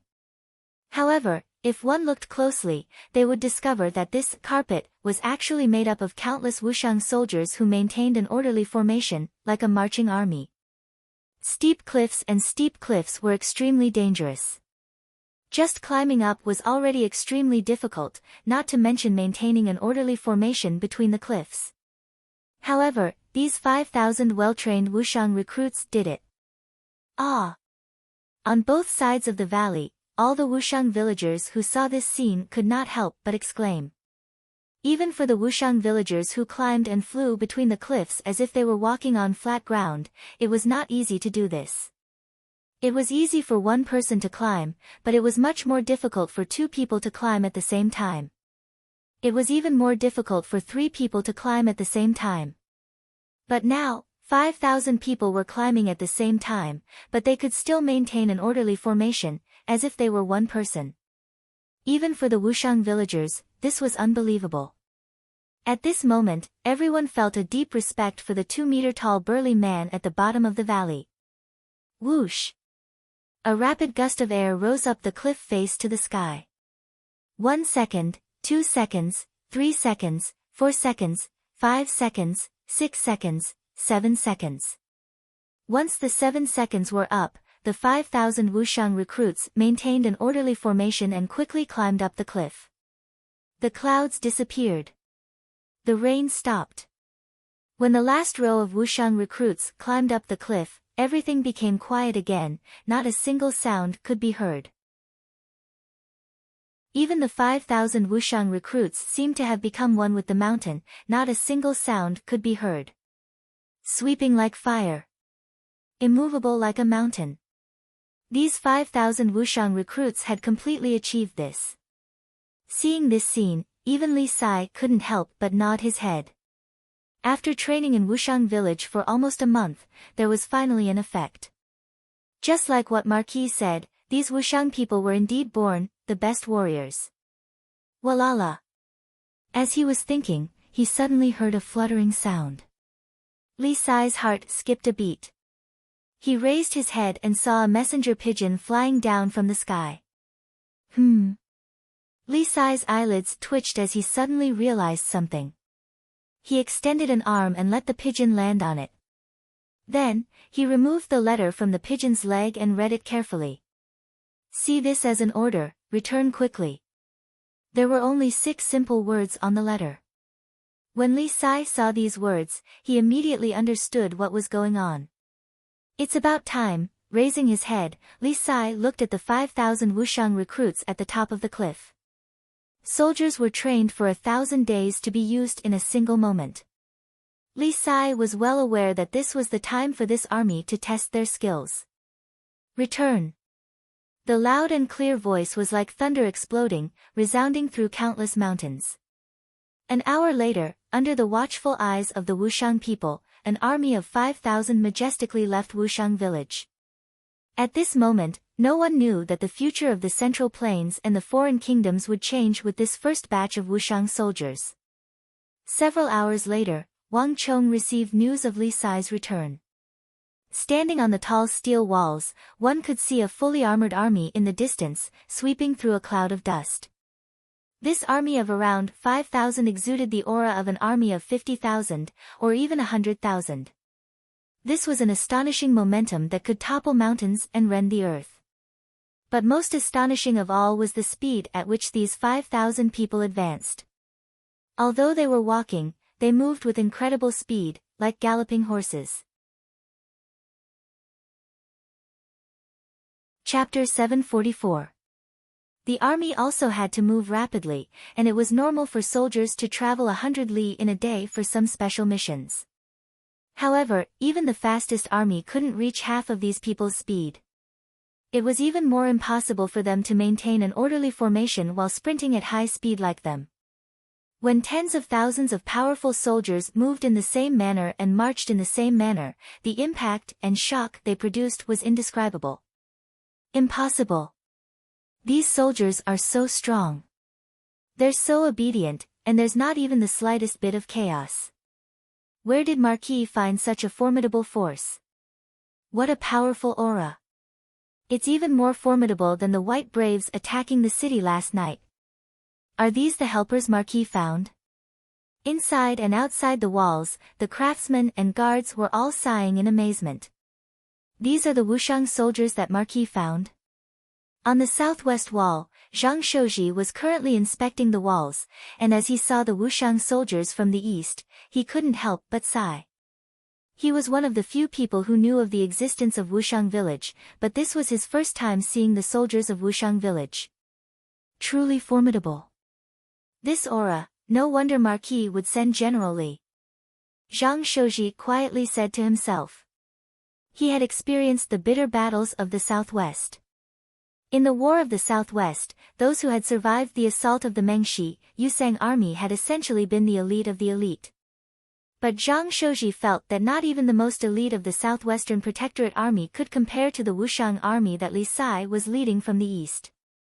The Wushang soldiers were very fast, and in a few moments, they were less than several hundred zhang from the City of Steel. At this moment, the gate opened, and Wang Chong rode out with Qing Sanyuan and the others. Marquis. When he saw Wang Chong, Li Sai got down from his horse and strode over. He bowed in front of Wang Chong. Fortunately, I have completed the first phase of the Wushang soldiers' training. Please inspect them, Marquis. Wang Chong nodded. His gaze shifted from Li Sai to the 5,000 Wushang soldiers. These Wushang soldiers were completely different from when Wang Chong first met them. They were fully equipped with armor, and had already begun to take on the shape of the Wushang iron cavalry. Not bad, you've worked hard. Wang Chong patted Li Sai on the shoulder and turned his head. Li Sai truly was very capable. In a short month, he had been able to train these 5,000 Wushang soldiers into their current state. They were as immovable as a mountain and as aggressive as fire. There were probably only a few people in the army who could do this. He truly was worthy of being the future invincible great general. Go and rest. Leave the army in the back to me. Wang Chong said. From the isolated villagers of Wushang to the world-renowned Wushang Iron Cavalry, this process had not been accomplished in a single step. They had still not cultivated the martial arts that had been specially created for them, nor had they cultivated the Wushang Halo that had been named after their village. Most importantly, they had still not obtained the warhorse that was the most important thing to a cavalry soldier. Everything is ready. All that's missing is the east wind and Hulaeg's warhorse. Wang Chong quietly said to himself. The 5,000 Wushang iron cavalry needed 5,000 warhorses, and only Hulaeg could obtain the finest Turkic warhorses. Looking at the time, it's about time. I wonder how his preparations are going. There was a long border between Qixi and the Turkic steppe, where the Qixi Protectorate, the Biting Protectorate Army, and the Western Turkic Khaganate were garrisoned. These soldiers normally kept each other in check, maintaining peace and tranquility on both sides of the border. But at a time like this, it had become the greatest obstacle to Wang Chong's warhorses. 5,000 warhorses was no small number, and such a large herd could not possibly be hidden from the eyes and ears of the Qixi Protectorate Army, the Biting Protectorate Army, and the Western Turkic Khaganate. Given Wang Chong's relationship with the two protector generals, if he was discovered, there was an 80 to 90% chance that he would end up helping someone else. Moreover, such a large warhorse transaction would not be able to get past the Western Turkic Khaganate.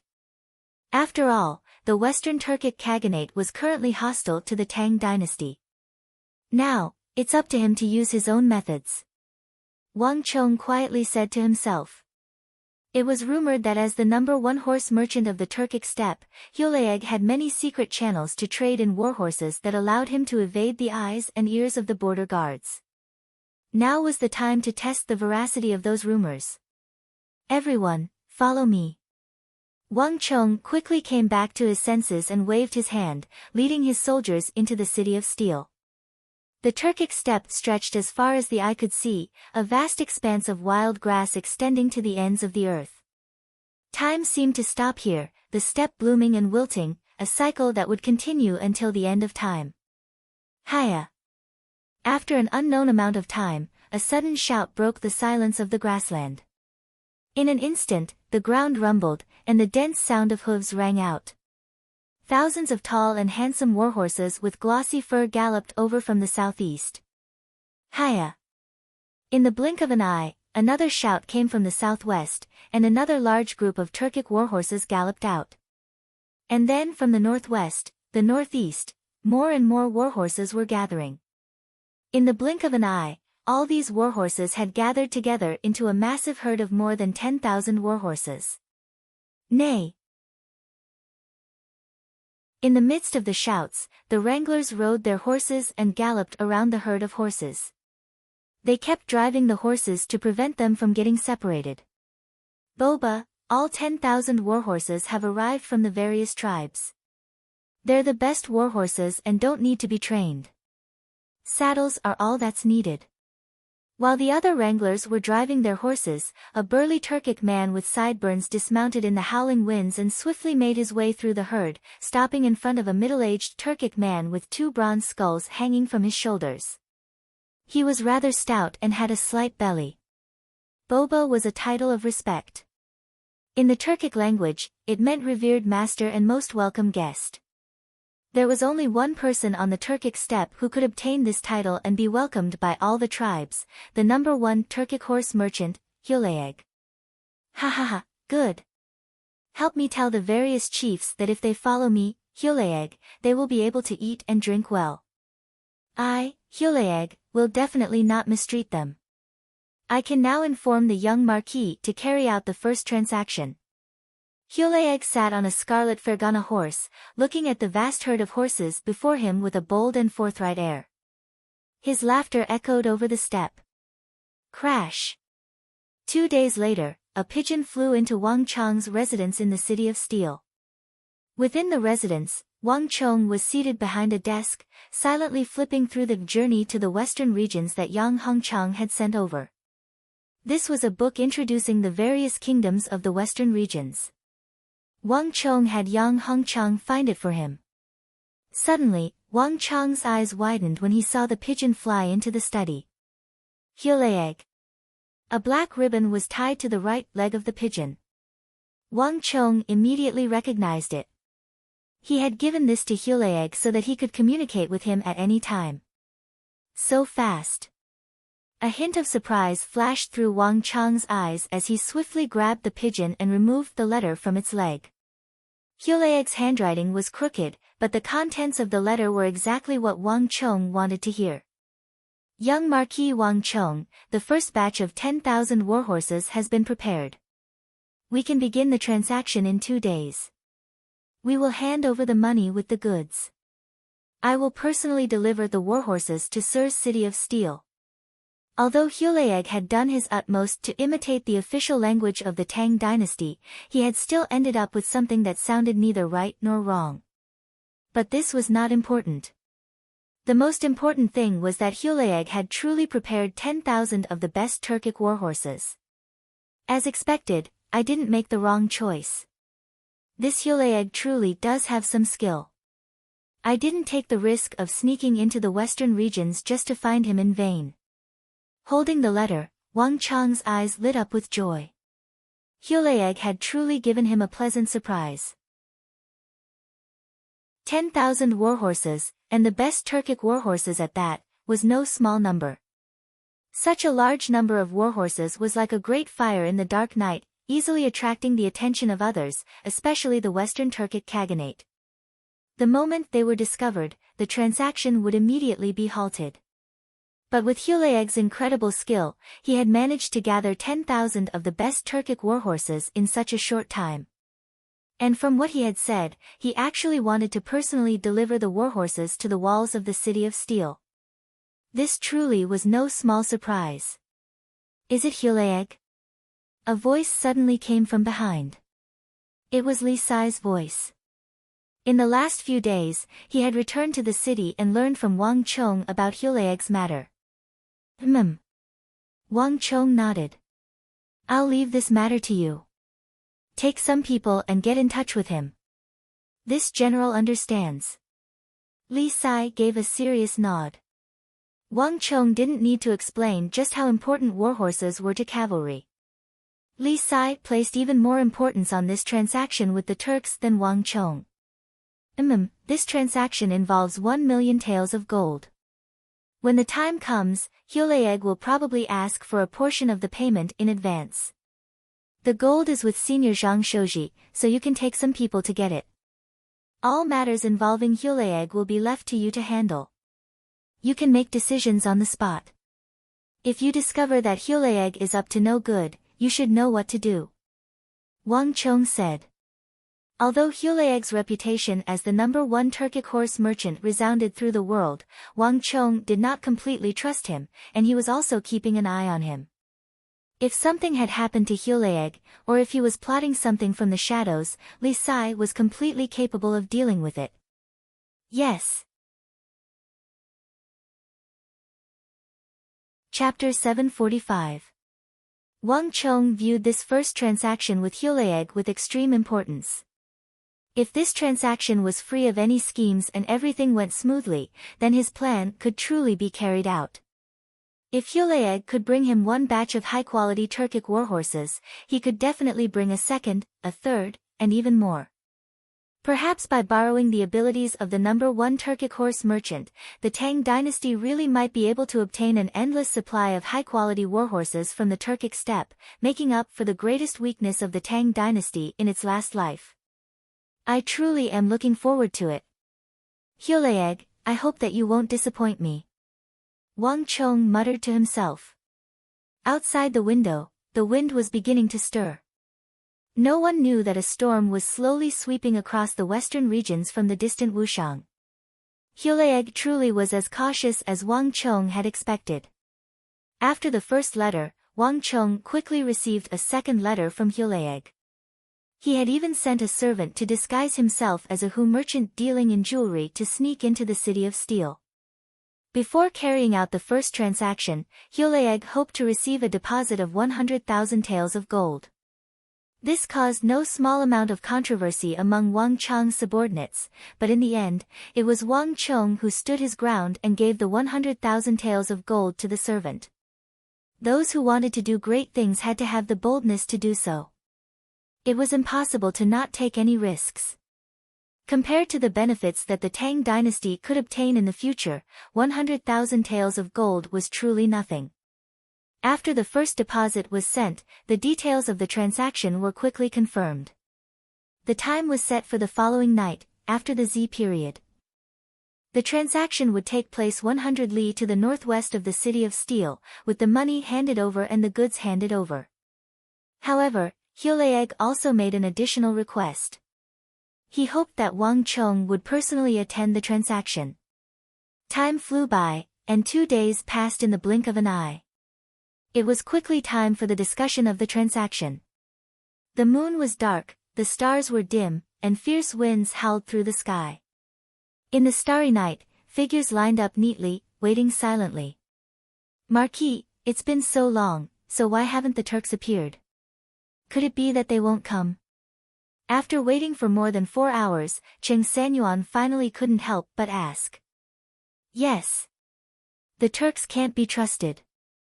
He clearly knows that our Tang dynasty is at war with the Western Turks, but he still sold us horses. This is truly suspicious. Could it be that they only came for the 100,000 taels of gold? Besides, if they wanted to trade, they should have come long ago." Su Shixian agreed. The agreed time for the transaction was the Z period, but dawn was approaching, and Hyoleeg still had not appeared. This made Wang Chang's generals rather uneasy. "Haha, don't worry, it's only 100,000 taels of gold. Compared to the transaction amount we've agreed on, it's just a drop in the bucket. It's basically nothing." With Hyoleeg's eyes, he wouldn't care. Wang Chong stood ramrod straight with his hands clasped behind his back, his long hair fluttering in the wind. Compared to the unease of his generals, Wang Chong was much calmer and more composed. Even though he had already waited for 4 hours, he showed no signs of irritation. "The Turks are different from us Tang people. They don't have a strong sense of time.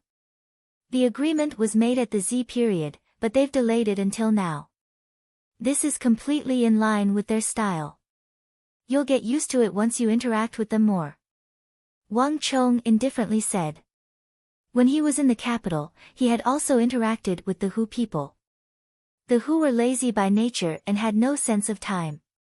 They would often drink until daybreak and then continue drinking the next day. The agreed time would often be delayed by 2 to 3 days. In addition, the steppe was vast and boundless. If one galloped across it, the scenery would be the same no matter where one went. It would be truly strange for one to have any sense of time in such a place. If Hyoleeg were to become so punctual, Wang Chong would truly begin to suspect that Hyoleeg was up to something. Gallop, gallop. Just as they were talking, the sound of galloping horses came from the darkness. This sudden movement immediately attracted everyone's attention. "Marquis, look over there." Someone had called out to them. Everyone turned in the direction of the galloping and saw a small figure galloping over from the distance. As it got closer, they could clearly see that it was a majestic warhorse, its mane flapping in the wind. Looking at the movement, posture, and speed of the warhorse, even those who didn't understand warhorses could feel that this was definitely a top-notch warhorse. The warhorse quickly galloped toward them. However, everyone's eyes were filled with confusion when they saw the warhorse. Wushang was desolate and remote. No masterless warhorse should have appeared here. And in this quiet and deserted night, what did a single warhorse mean? "Ha! Hyoleeg truly is a man of his word. I wasn't wrong about him." While everyone was confused, Wang Chang's ears twitched as if he had suddenly heard something. He chuckled. "Su-Kei, get ready. It'll be time for the transaction in a little while." "Yes, Marquis." Su-Kei glanced at the chest full of gold next to him and nodded. Although he still didn't understand what was going on, it was the duty of a soldier to obey orders. No matter what Wang Chong asked of him, he would carry it out 100% without any hesitation.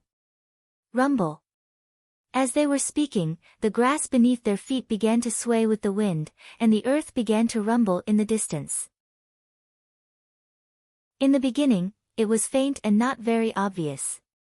However, in just a short period of time, the low trembling sound became the roar of huge waves crashing against the shore. Look over there. Look over there. So many warhorses. Someone suddenly called out, and everyone quickly realized what was going on. Deep in the night, along the northwest direction, countless shadows of warhorses could be seen, densely packed, galloping over from afar. The rumbling that everyone heard was the sound of those warhorses galloping together. Ha ha ha, young Master Wang, we finally meet again. While everyone was still attracted by the warhorse, a burst of rough laughter suddenly came from the back of the warhorse. Cree! Suddenly, a sharp cry came from the distance. The warhorses that were charging over like a huge wave suddenly slowed down. Furthermore, they split into two groups. And in the middle of these groups were several figures riding on warhorses, galloping toward Wang Chang's party. The person in the lead had a slightly plump figure, and two fist-sized objects on his shoulders were swinging back and forth. As the wind howled, they let out shrill cries like the weeping of ghosts. Wang Chong immediately recognized him as the #1 Turkic horse merchant, Hulaeg. Ha ha ha, I really didn't make a mistake. Wang Chang's eyes brightened in delight.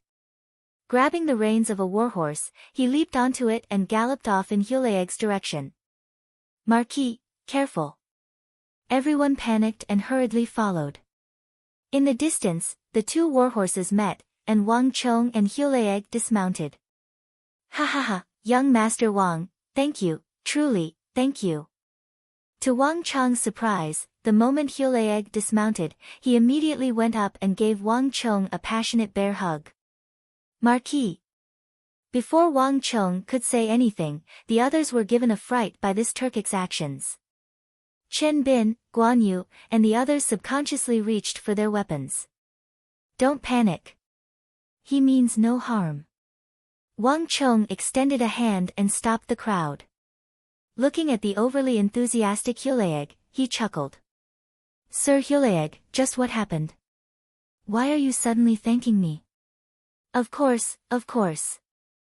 Young Master Wang is truly a god.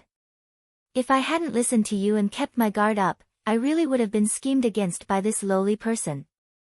That bastard, I trusted him with all my heart and gave him all my property, and yet he treats me like this. Hulaeg excitedly said. Wang Chong was surprised at the start, but he quickly realized that Hulaeg was probably speaking of his steward, Yalug. In the western regions, when Wang Chong was leaving, he had warned Hulaeg to be careful of his steward called Yalug. It now appeared that Wang Chong's backup plan had worked. Young Master Wang, can you tell me? Just how did you discover him? Hulaeg raised his head and looked excitedly at Wang Chong. After Hulaeg and Wang Chong had come to an agreement, he had scoured the steppe to gather 10,000 of the best warhorses in preparation for the transaction with Wang Chong, and he had even arranged a time and place for the transaction with Wang Chong.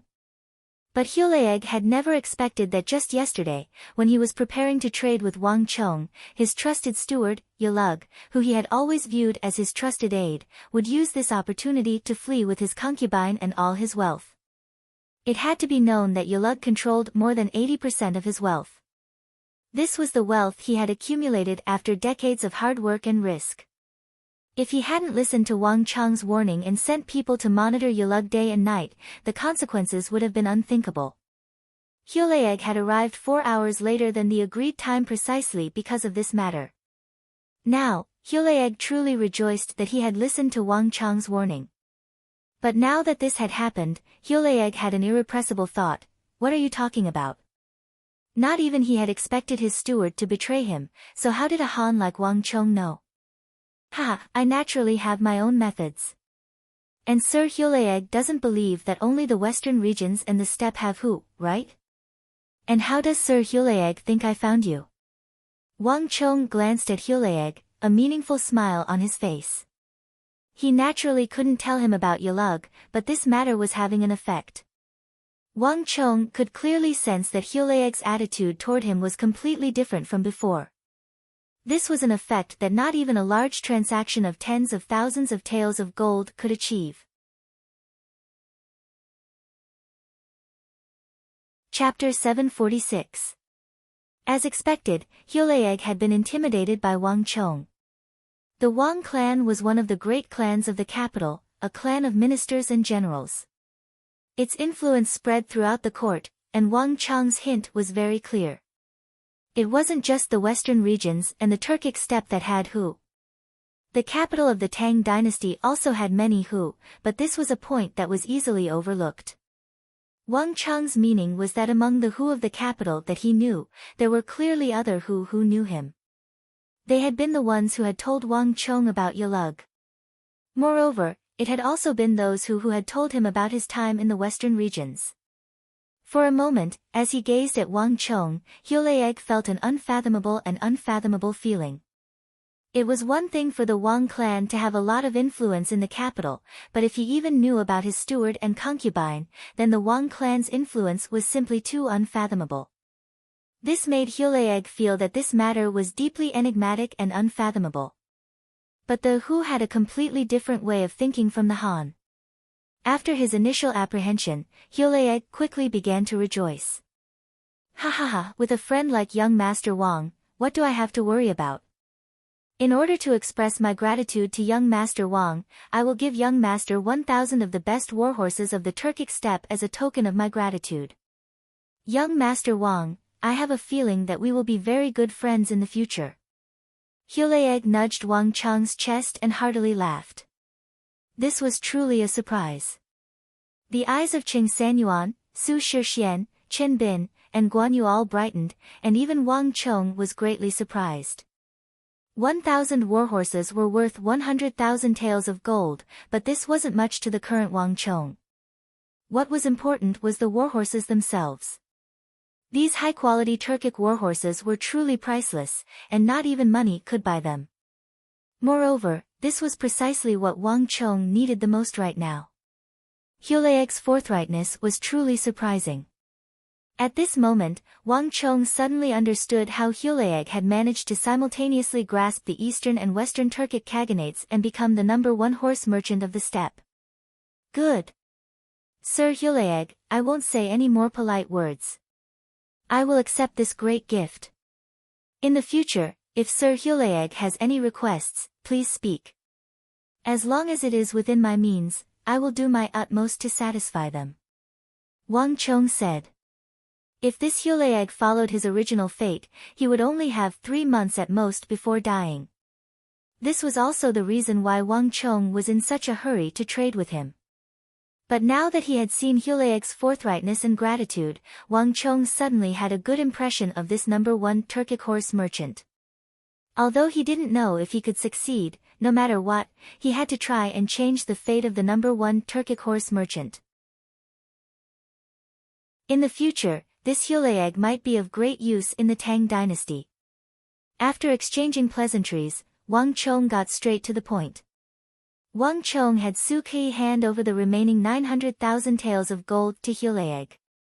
At the same time, he had Qing Sanyuan and the others inspect the Turkic warhorses that Hulaeg had brought with him. Hulaeg had brought with him more than 11,000 warhorses, all of them thick and muscular, brimming with strength and explosive power. Their coats were also glossy, giving them a divine appearance. Even someone who didn't understand horses could tell that this batch of warhorses was of high quality. Hulaeg had truly put a lot of effort into it. That's right, Sir Hulaeg, I'll give you a second piece of advice. Once the transaction was completed and the two sides were prepared to leave, Wang Chong suddenly stopped and gave Hulaeg an enigmatic smile. When Hulaeg saw this smile, his heart immediately began to thump, and he had a bad premonition. This was not the first time Hulaeg had seen Wang Chong smile like this. The last time he saw this smile, his subordinate Yalug had almost absconded with the money and taken more than half of his fortune with him. What does young Master Wang wish to say? Hulaeg will definitely listen. This time, Hulaeg respectfully bowed in accordance with the etiquette of the Central Plains. The Turkic steppe did not have this sort of etiquette. After the Yalug incident, one could easily imagine how much respect Hulaeg had for Wang Chong's opinion. If Sir Hulaeg believes in me, then, for the next 7 days, it would be best if you don't leave your house. In addition, if you really can't avoid it, if you must go out, put on a piece of metal armor, and do your best not to go to the east." With these words, Wang Chong left. He left Hulaeg standing in a daze, speechless. Hiya! With a shout from the distance, more than 10,000 warhorses, driven by several hundred elite soldiers, quickly vanished into the darkness in a cloud of dust. "Boba, is this Tang people just trying to scare us? We're on the steppe, and no one knows where we are." How did he know? Moreover, we've already met with the chiefs of the east. For at least 10 days, we'll be too busy to go to the east. In my view, this matter isn't reliable at all. What happened last time might have just been a coincidence, just a guess. One of Hulaeg's subordinates who had followed him for many years finally couldn't help but say. In truth, none of the Turks were very fond of the Tang people, and not even doing business could change this fact. In particular, Wang Chang's lofty and confident attitude made him even more displeased. Furthermore, isn't the old master a little too warm to that Han? He had followed the old master for so many years and done business with many people, but this is the first time he has seen the old master so warm to a Han, even gifting him 1,000 of the best Turkic warhorses for free. "No, Waduchi, you're wrong." To his surprise, Hulaeg looked in the direction Wang Chong had disappeared, his brow creasing even deeper. The east he spoke of was not the eastern steppe of our western Turkic Han kingdom, but the eastern Turkic Khaganate. Hulaeg's words left the Turkic man called Wuan dumbfounded. Hulaeg was a master of money and power, and it wasn't just in the western Turkic Khaganate that he had a wide network. In the steppe ruled by Uzmish Khagan of the eastern Turkic Khaganate, Hulaeg also had a close relationship with the chiefs of the various tribes there. Not long ago, Hulaeg had arranged to meet with several powerful tribal chiefs who had a close relationship with Hulaeg. But very few people knew of this matter, and Hulaeg had only made this decision not too long ago. But how did Wang Chong know? If he even knew of such a secret, it would be far too inconceivable. Could it be that he's trying to say that someone will try to harm me at that time? Hulaeg muttered to himself.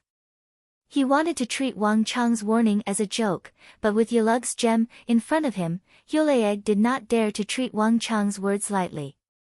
Turning around, Hulaeg left, his mind full of thoughts. Putting aside the activity on Hulaeg and Uzin's end, the sun rose from the east and the darkness broke. The more than 11,000 Turkic warhorses that Hulaeg had provided suddenly appeared like a dark cloud around Wang Chang's city of steel, giving everyone a fright. The fact that Wang Chong had constructed a city in a single night was already astonishing enough, but now, he had produced so many warhorses. Everyone was stunned.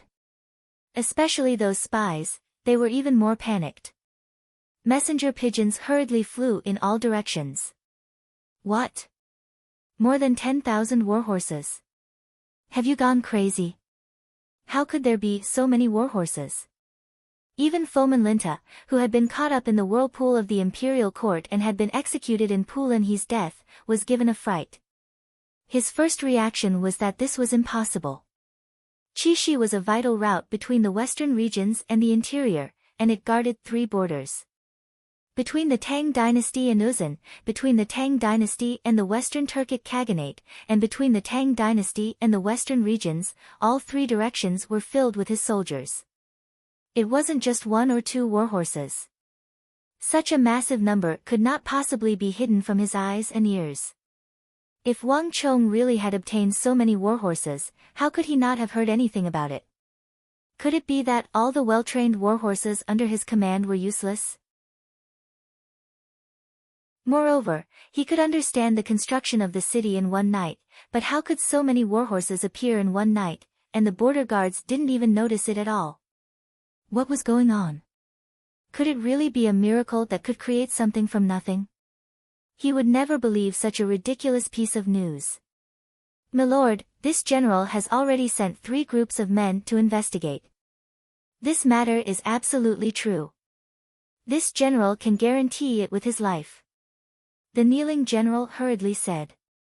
In Chishi and the western regions, all the enemies in the area were primarily cavalry.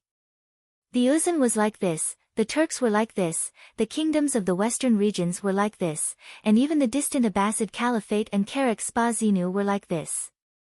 In such a complicated environment, one could easily imagine just how important warhorses were. Wang Chong only had a small fief here, but he had more than 10,000 warhorses. And even the Protector General, the most important Protector General in charge of all of Qixi, only had a little more than Wang Chong. How could anyone accept this result? As Fumeng Lingcha stood in the hall, he stared blankly at his anxious subordinates, his face flushed with anxiety. At this moment, Fomen Linta was far from the only one shocked by Wang Chong's 10,000 Turkic warhorses. That brat actually has this kind of ability. In the distant Big Dipper city in Longxi, Geshu Han's eyes flashed with a bright light as he slowly stood up, his hands propping up the red sandalwood table. He had to admit that the youngest son of the Wang clan had truly given him a major surprise. For the first time, he suddenly realized that some things had exceeded his expectations. In Qixi, what is Fomen Linta's reaction? Geshu Han suddenly asked. Fomen Linta is still busy dealing with the questions of the imperial censors, so he probably doesn't have the energy to pay much attention to what's going on over there. But based on the information we've obtained, Fomen Linta has probably flown into a thunderous rage. A Big Dipper army officer next to Geshu Han said. That's to be expected. Given his relationship with the youngest son of the Wang clan, he would never be happy. Chapter 747. He raised his head to look at the ceiling of his study, but his consciousness was not there. Warhorses were far too attractive. In the previous crisis, the Big Dipper army had lost many warhorses in its battle with Witadra Konglo and Dusong Mangpoj.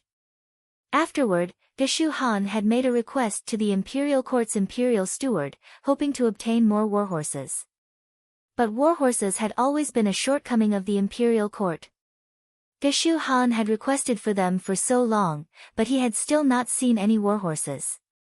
But Geshu Han had never expected that in the distant Wushang, he would see what the Big Dipper army needed the most.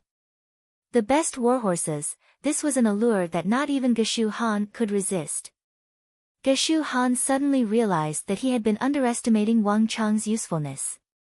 He had something on him that all protector generals urgently needed. 10,000 warhorses isn't something a tiny Wushang can digest. Qing Zhe, write a letter to the imperial court for me. Have the imperial steward give us a portion of the warhorses. In addition, send a letter to that youngest son of the Wang clan. Geshu Han said. This. Milord, do we have to admit defeat to that brat? One of Geshu Han's subordinates, Qing Zhe, exclaimed in shock. He clearly remembered that the great general had given him an order to deal with that youngest son of the Wang clan, but in the blink of an eye, the great general's attitude had undergone a complete reversal. Moreover, for a great general like him to admit defeat to a junior who was far beneath him in age, experience, and status, it would be far too shameful. The entire Big Dipper army would probably lose all face. Ha, who said we were going to admit defeat? We still have to take the warhorses for the sake of the public. As for our relationship with that brat, it's a private matter. If that brat can't even handle this little pressure, we should have him withdraw as soon as possible. In the end, that will be for his own good. Geshu Han stroked his beard and indifferently said. To the west of the western regions, in the distant 4 garrisons of Anxi, there were also people paying attention to the activity in the City of Steel. Whoosh! A messenger pigeon flew down from the sky. However, this messenger pigeon did not fly into the hands of Gao Xianji or Feng Changqing, the 2 twin paragons of the empire. Instead, it fell into the hands of a black-faced general with a full beard. All the extremely important news sent to Anxi had to pass through this trusted general of Gao Xianji's, and only then would it be delivered to Gao Xianji. More than 11,000 of the best Turkic warhorses. How can there be such absurd news? What are those scouts and spies at the front thinking? More than 11,000 of the best Turkic warhorses, do they know how much it costs? Furthermore, this was not something that could be achieved with money alone. Last time, the Protector General wanted to trade for a better batch of warhorses with the Turks, but he was immediately rejected.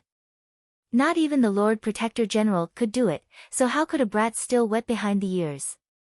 Moreover, with Fomin Linta here, how could he allow so many warhorses to pass? The black-faced general snorted as he disdainfully tossed out the letter, which shattered into pieces in the air. The Protector General and the others are already troublesome enough. There's no need to send this letter to them. Yes, General. With these words, the surroundings quickly fell silent. In the distant Biting Protector General in Sishan, the news had also reached the ears of the Biting Protector General. But unlike in other places, when Sishan received the news, the entire Biting Protectorate army began an investigation along the border of Chishi. At the same time, a messenger bird flew over mountains and rivers, flying toward the distant capital. Interesting. Geshu Han, Fomin Linta, and Sishan, and the other Hu generals have jointly submitted a memorial to the imperial court, requesting soldiers from us. In the city of Steel, Wang Chong put down the letter from the imperial court and chuckled. The mighty protector generals and great generals of the empire had actually jointly requested a warhorse from a nobody like him, a newly established and powerless nobody.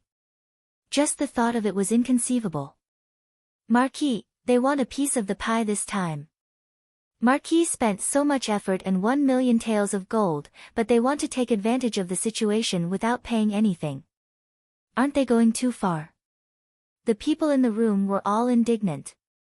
Wang Chong had personally gone to the western regions and taken care of all the obstacles.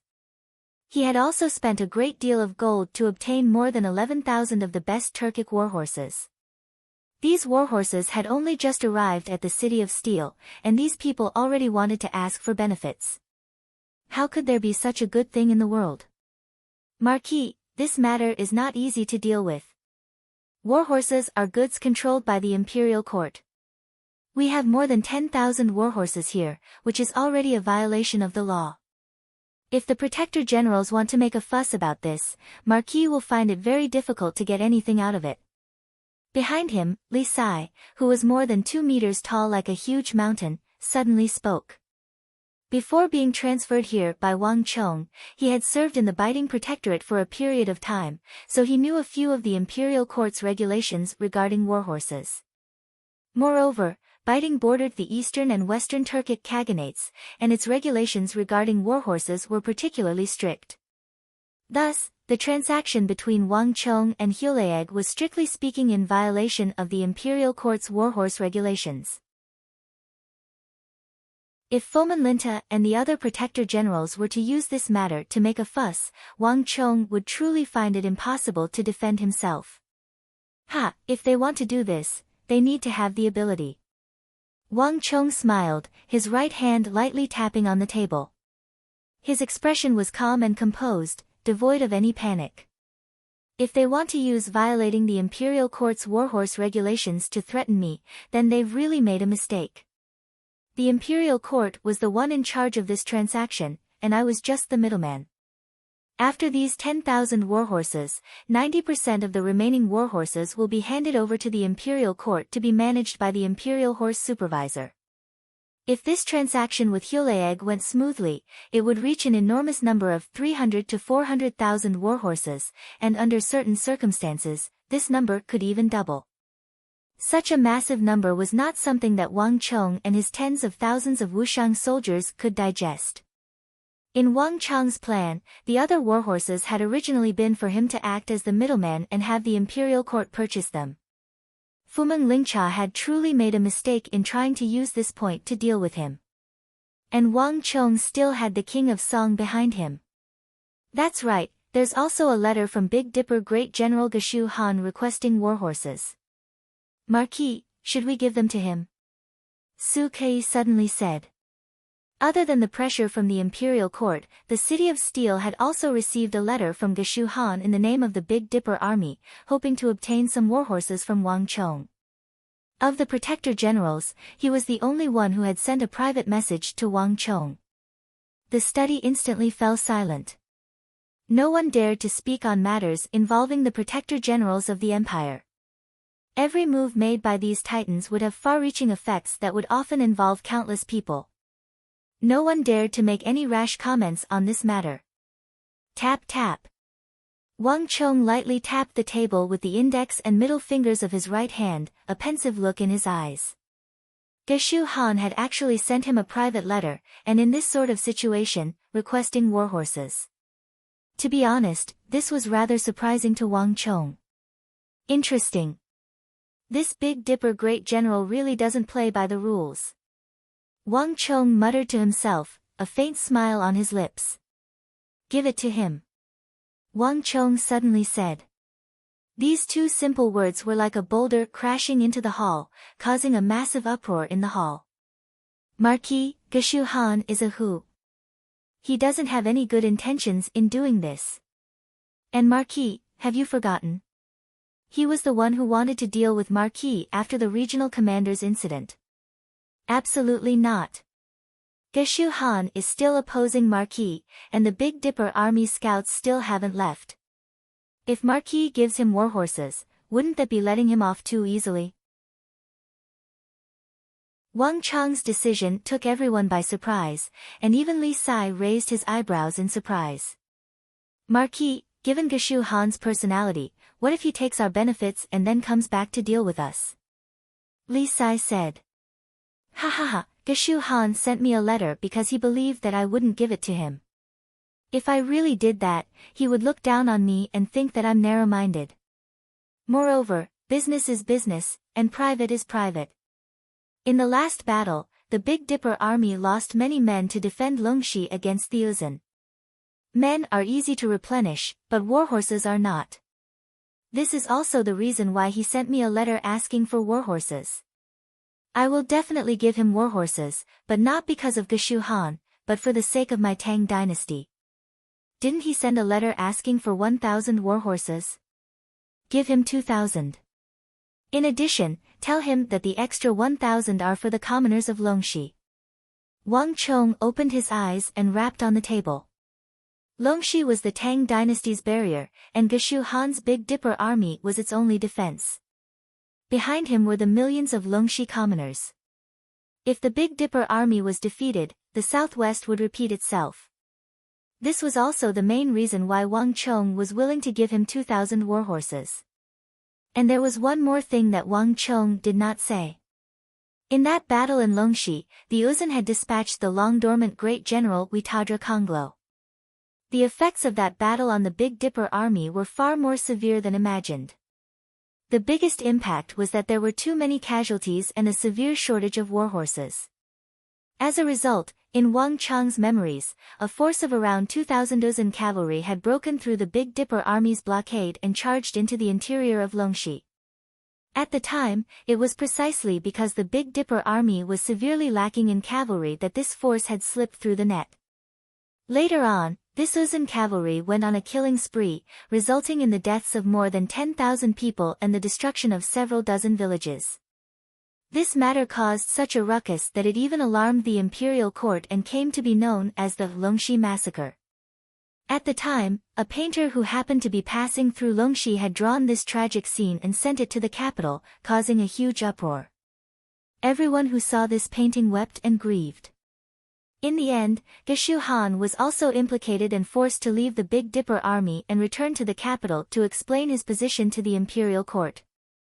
On the surface, Geshu Han's request for horses seemed to be a test, but in truth, it was because the Big Dipper army's shortage of warhorses had reached an extremely severe level. Wang Chong could disregard Geshu Han, but he could not ignore the Longxi massacre in his memories. Now that he could do it all over again, Wang Chong naturally would not allow it to happen again. 2,000 warhorses was enough to make up for the Big Dipper army's lack of manpower.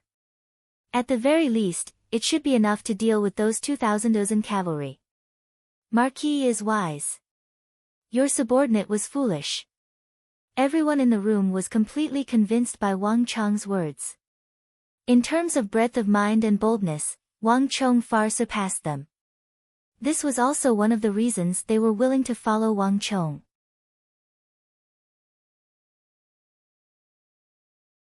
Chapter 748. Li Sai, I'll leave this matter to you.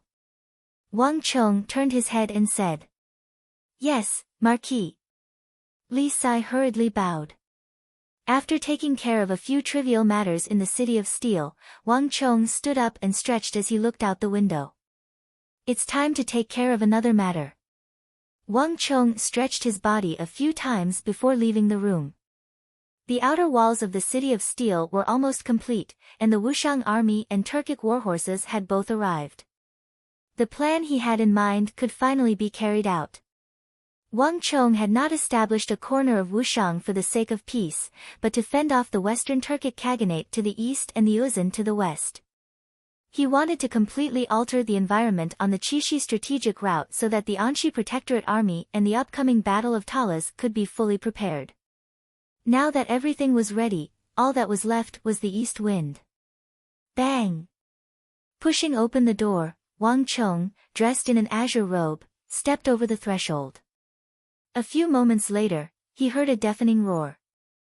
Turning left from the room, he could see 5,000 Wushang soldiers seated on tall Turkic warhorses in the distance, undergoing rigorous training under the sun. The ground in front of them was densely packed with tens of thousands of wooden stakes. The distance between these stakes varied from long to short, wide enough for a carriage to pass while narrow enough for a horse's legs to pass.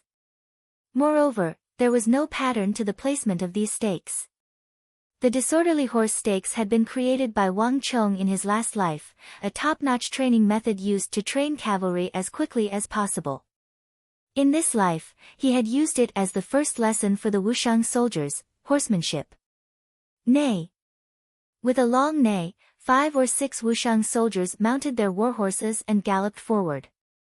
Amidst the impassioned cries, the warhorses could be seen circling back and forth, sometimes to the left and sometimes to the right, constantly changing between the densely packed wooden stakes. Wushang's physical agility and quick reflexes, which he had cultivated in the mountains, played a huge role at this time. No matter how narrow the training stakes were, and no matter how densely packed they were, they could always find a path through them, and they could easily pass through them. If one did not know about it beforehand, it would be hard to believe that this was actually the first time they had come into contact with a warhorse. Neigh.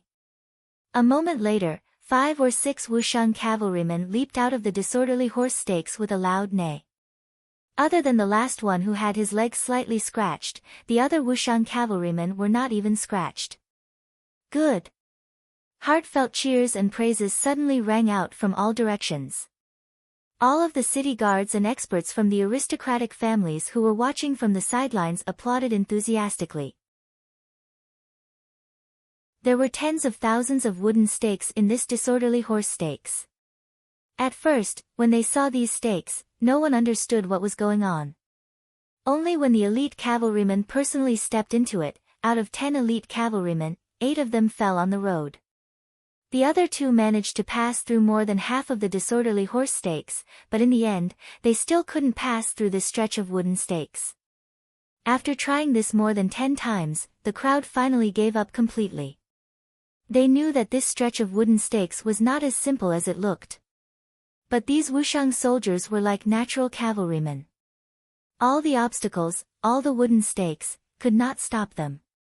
The crowd had been watching from the sidelines for a long time, but up until now, they had not seen a single Wushang soldier riding a warhorse into a wooden stake.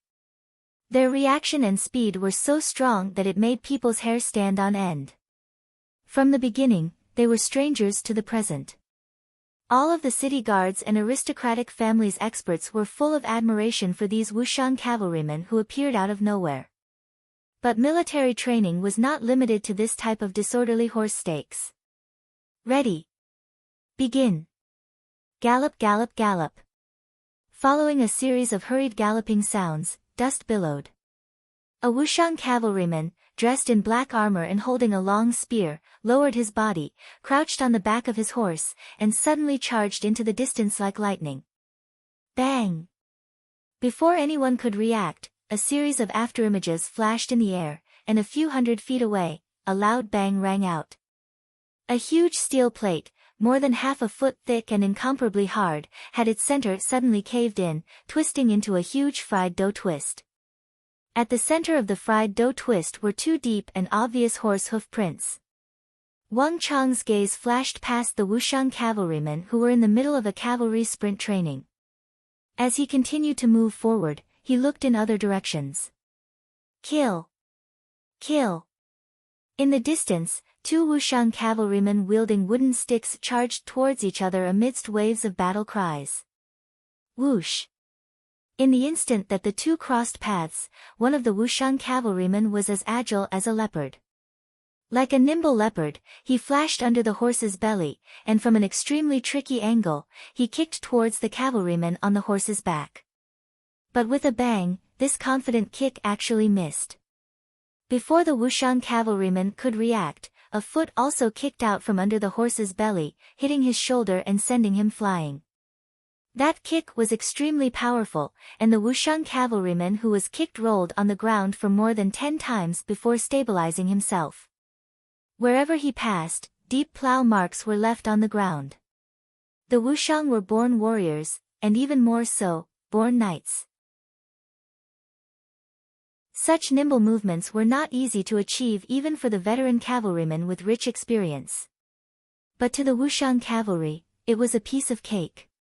Even though he had known this for a long time and had seen it with his own eyes, Wang Chong still couldn't help but feel deeply moved when he saw it again. Strength, dexterity, speed, reaction speed, these were the Wushang cavalry that had been tempered in the mountains.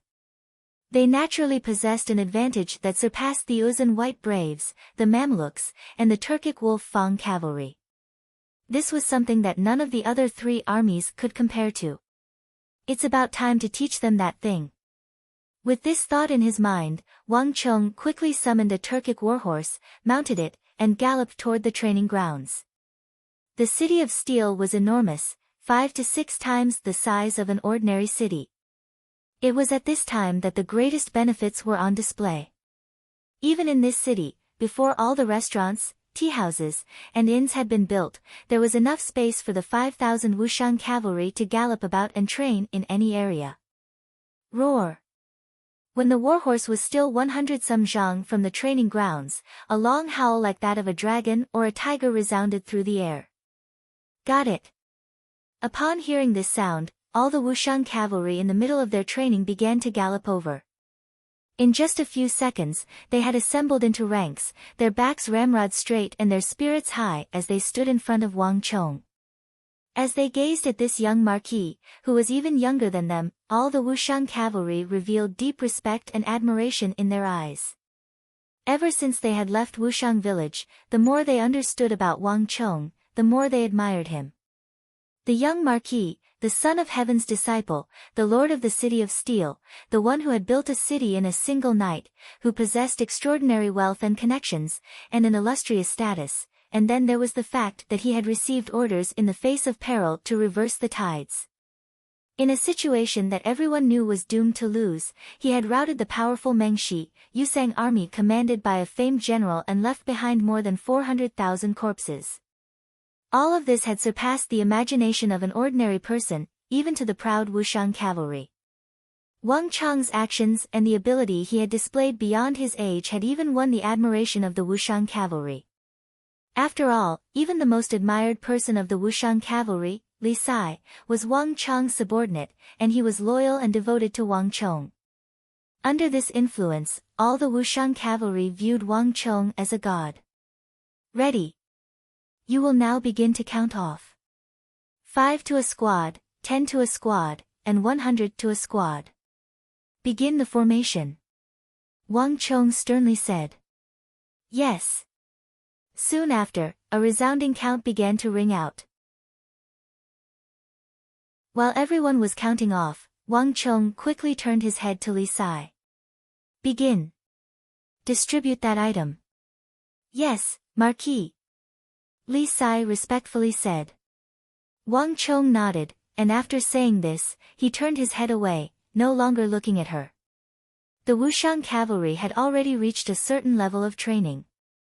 Now, it was time to teach them the famous halo of Wushang, the Wushang halo, which had been specially created for the Wushang people. The Wushang Halo had been a war halo created by several thousand of the continent's strongest experts, including Wang Chong, based on the unique traits of the Wushang people. This was a supreme art that only the Wushang could learn.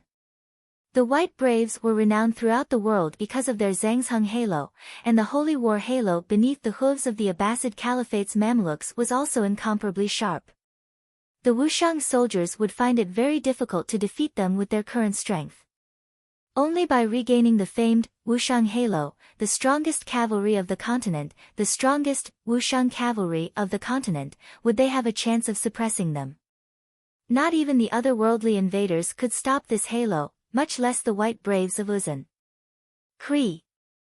Cree! Just when Wang Chong had Li Sai pass on the Wushang Halo, a shrill cry came from the sky. Bang! Cries of alarm came from the City of Steel, and then a large bird dropped from the sky, smashing into the ground, its mangled body unmoving. This sudden development startled the nearby craftsmen, but the Wushang cavalry remained motionless, not even creasing their brows. Wang Chong raised his head and saw that the birds that had been circling over the City of Steel had suddenly split into several camps and were engaged in fierce combat, their shrill cries echoing through the air. Ah! Look over there. Another large bird has fallen. How fierce! What's going on? They're fighting.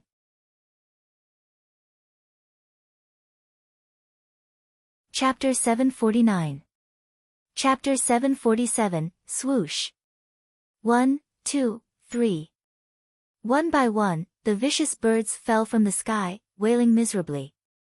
Amongst the various factions, Wang Chong was the undisputed main character, so a significant portion of the birds had gathered around Wang Chong's head. One bird after another plummeted to the ground. Bzzz. One of the winged sea eagles screeched as it shot toward Wang Chong's head like a shooting star. But before it could hit the ground, it was stopped by an invisible barrier above Wang Chong's head and bounced to the side. Reporting. Marquis, the Eagle team has finished gathering. By the end of the day, we will be able to drive out all the birds within 100 li of the City of Steel. As Wang Chong was looking up at the sky, a young and somewhat excited voice came from the side. The young Zhang Ke, Eagle's disciple, was kneeling next to him. His face was red, and his face was full of shame. When the White Bear soldiers had used the darkness of night to invade the City of Steel, Zhang Ke had been investigating the border between Qixi and Uzan, but he had been tricked by the White Bear soldiers. This was a severe dereliction of duty. Even now, Zhang Ke had been blaming himself. In establishing the Eagle team, Zhang Ke had hoped to use it to atone for his crimes and change Wang Chong's impression of him. Rise! Wang Chong indifferently said and waved his hand. Zhang Ke was still young, and he had run into a crafty foe like Dian Mangpoj.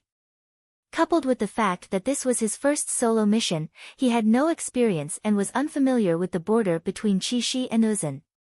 For Wang Chong to make this sort of mistake was completely normal. On the other hand, the Eagle team he had formed had left a deep impression on him. Cree! A mournful cry came from the sky, drawing Wang Chong's attention. He looked up and saw the listless rock eagle called Little Sha, who had perched on Zhang Ke's shoulder. It had spread its wings, its sharp beak nimbly pecking at the surrounding birds that were much larger than it. The Turk's azure condor, the Gogrian's gerfalcon, and the western region's rock eagle all had their necks and wings severed by this small rock eagle. Wailing in pain and dripping with blood, they plummeted from the sky.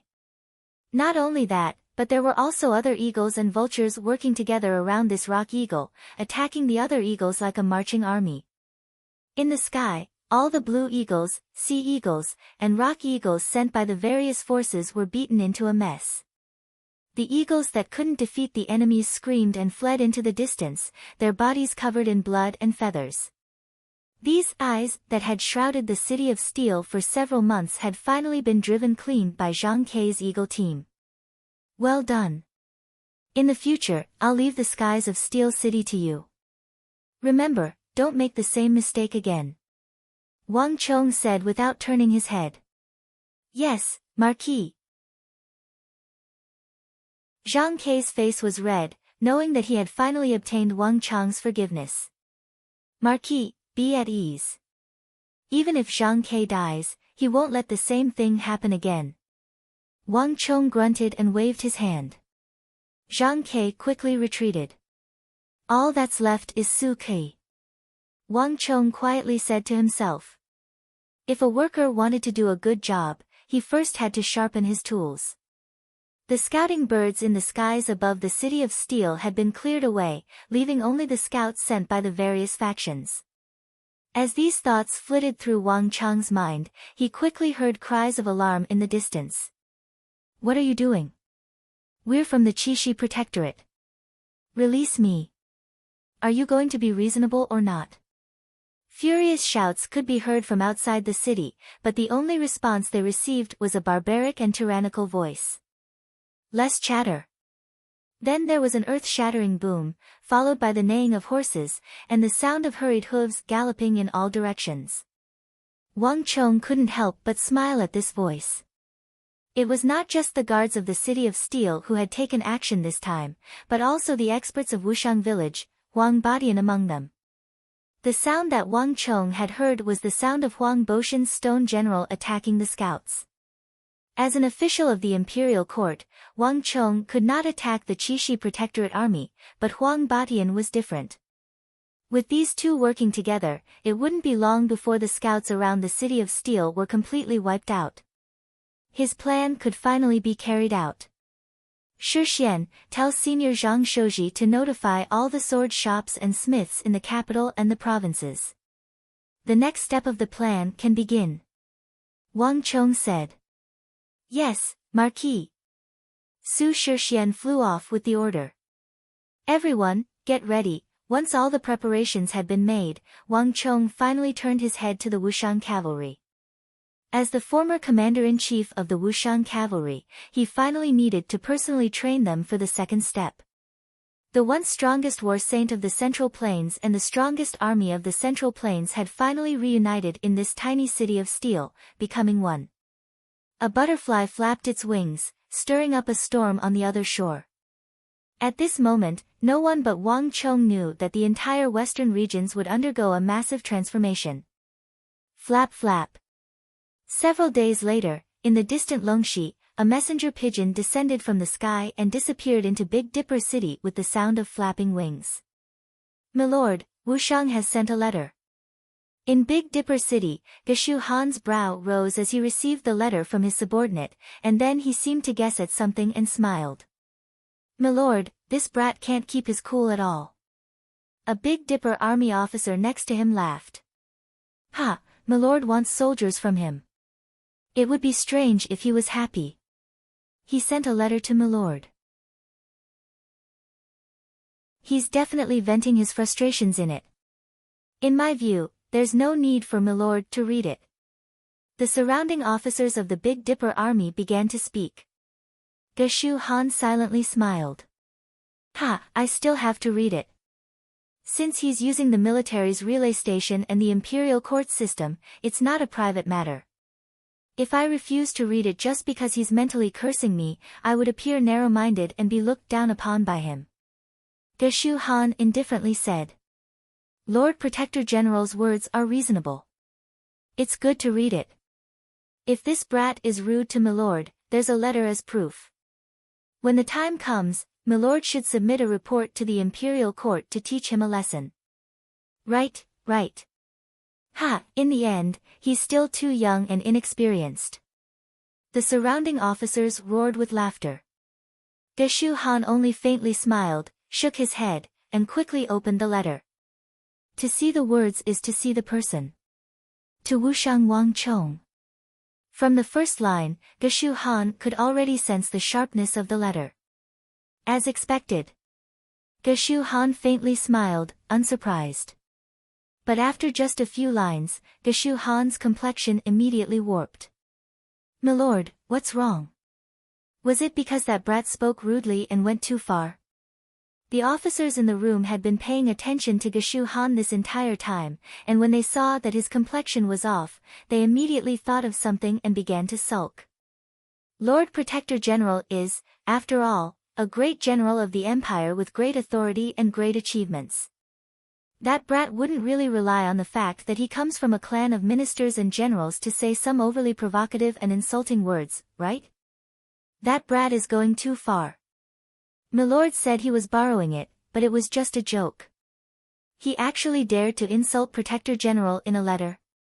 He deserves to die. General has guarded the western border for the empire, risking his life and making great contributions. Even the important ministers of the court don't dare to speak ill of Milord. This brat is too impudent. All of them were furious. If Wang Chong had just written a few words of complaint or sarcasm, the officers would have treated it as a joke. They wouldn't have bothered to lower themselves to his level. But from the look on the general's face, it was clear that this was no simple complaint or sarcasm. General, let me lead a group of soldiers to the City of Steel and capture that brat. Have that brat personally offer a humble apology in front of Milord. An agitated Big Dipper army general immediately said. You've misunderstood. Geshu Han finally spoke, his words instantly cutting off all the guesses of the officers in the room. His brow was deeply furrowed, as if he had encountered some perplexing problem. That youngest son of the Wang clan didn't insult me, ah. The officers glanced at each other in confusion.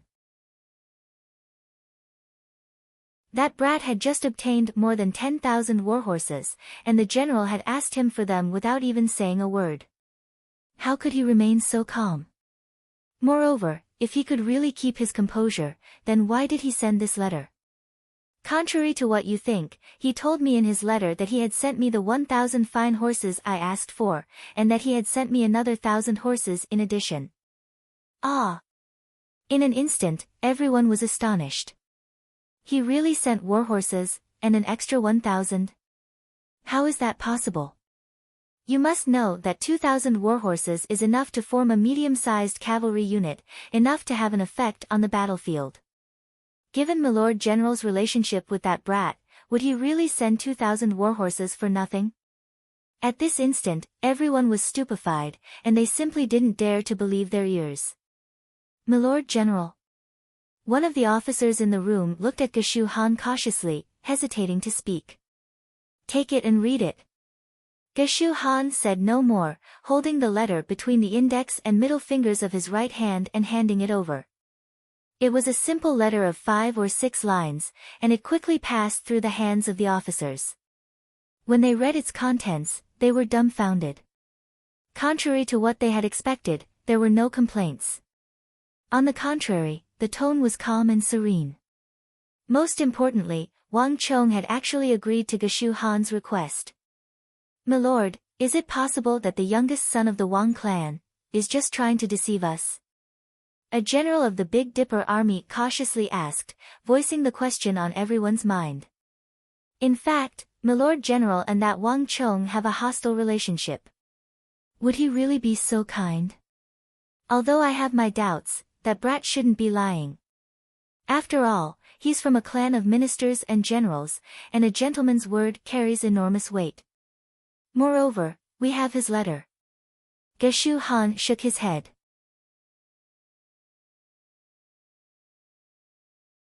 Chapter 750. But, Milord, another general wanted to say something, but at this moment, a messenger from the Big Dipper army rushed into the hall like a gust of wind. Reporting. More than 2,000 warhorses have been discovered 700 meters behind us. The enemy says that these warhorses are being gifted to our Big Dipper army, and they want our Big Dipper army to personally receive them. Our scouts have come to report, asking what we should do with them. The messenger kneeled on the ground, deep confusion in his eyes.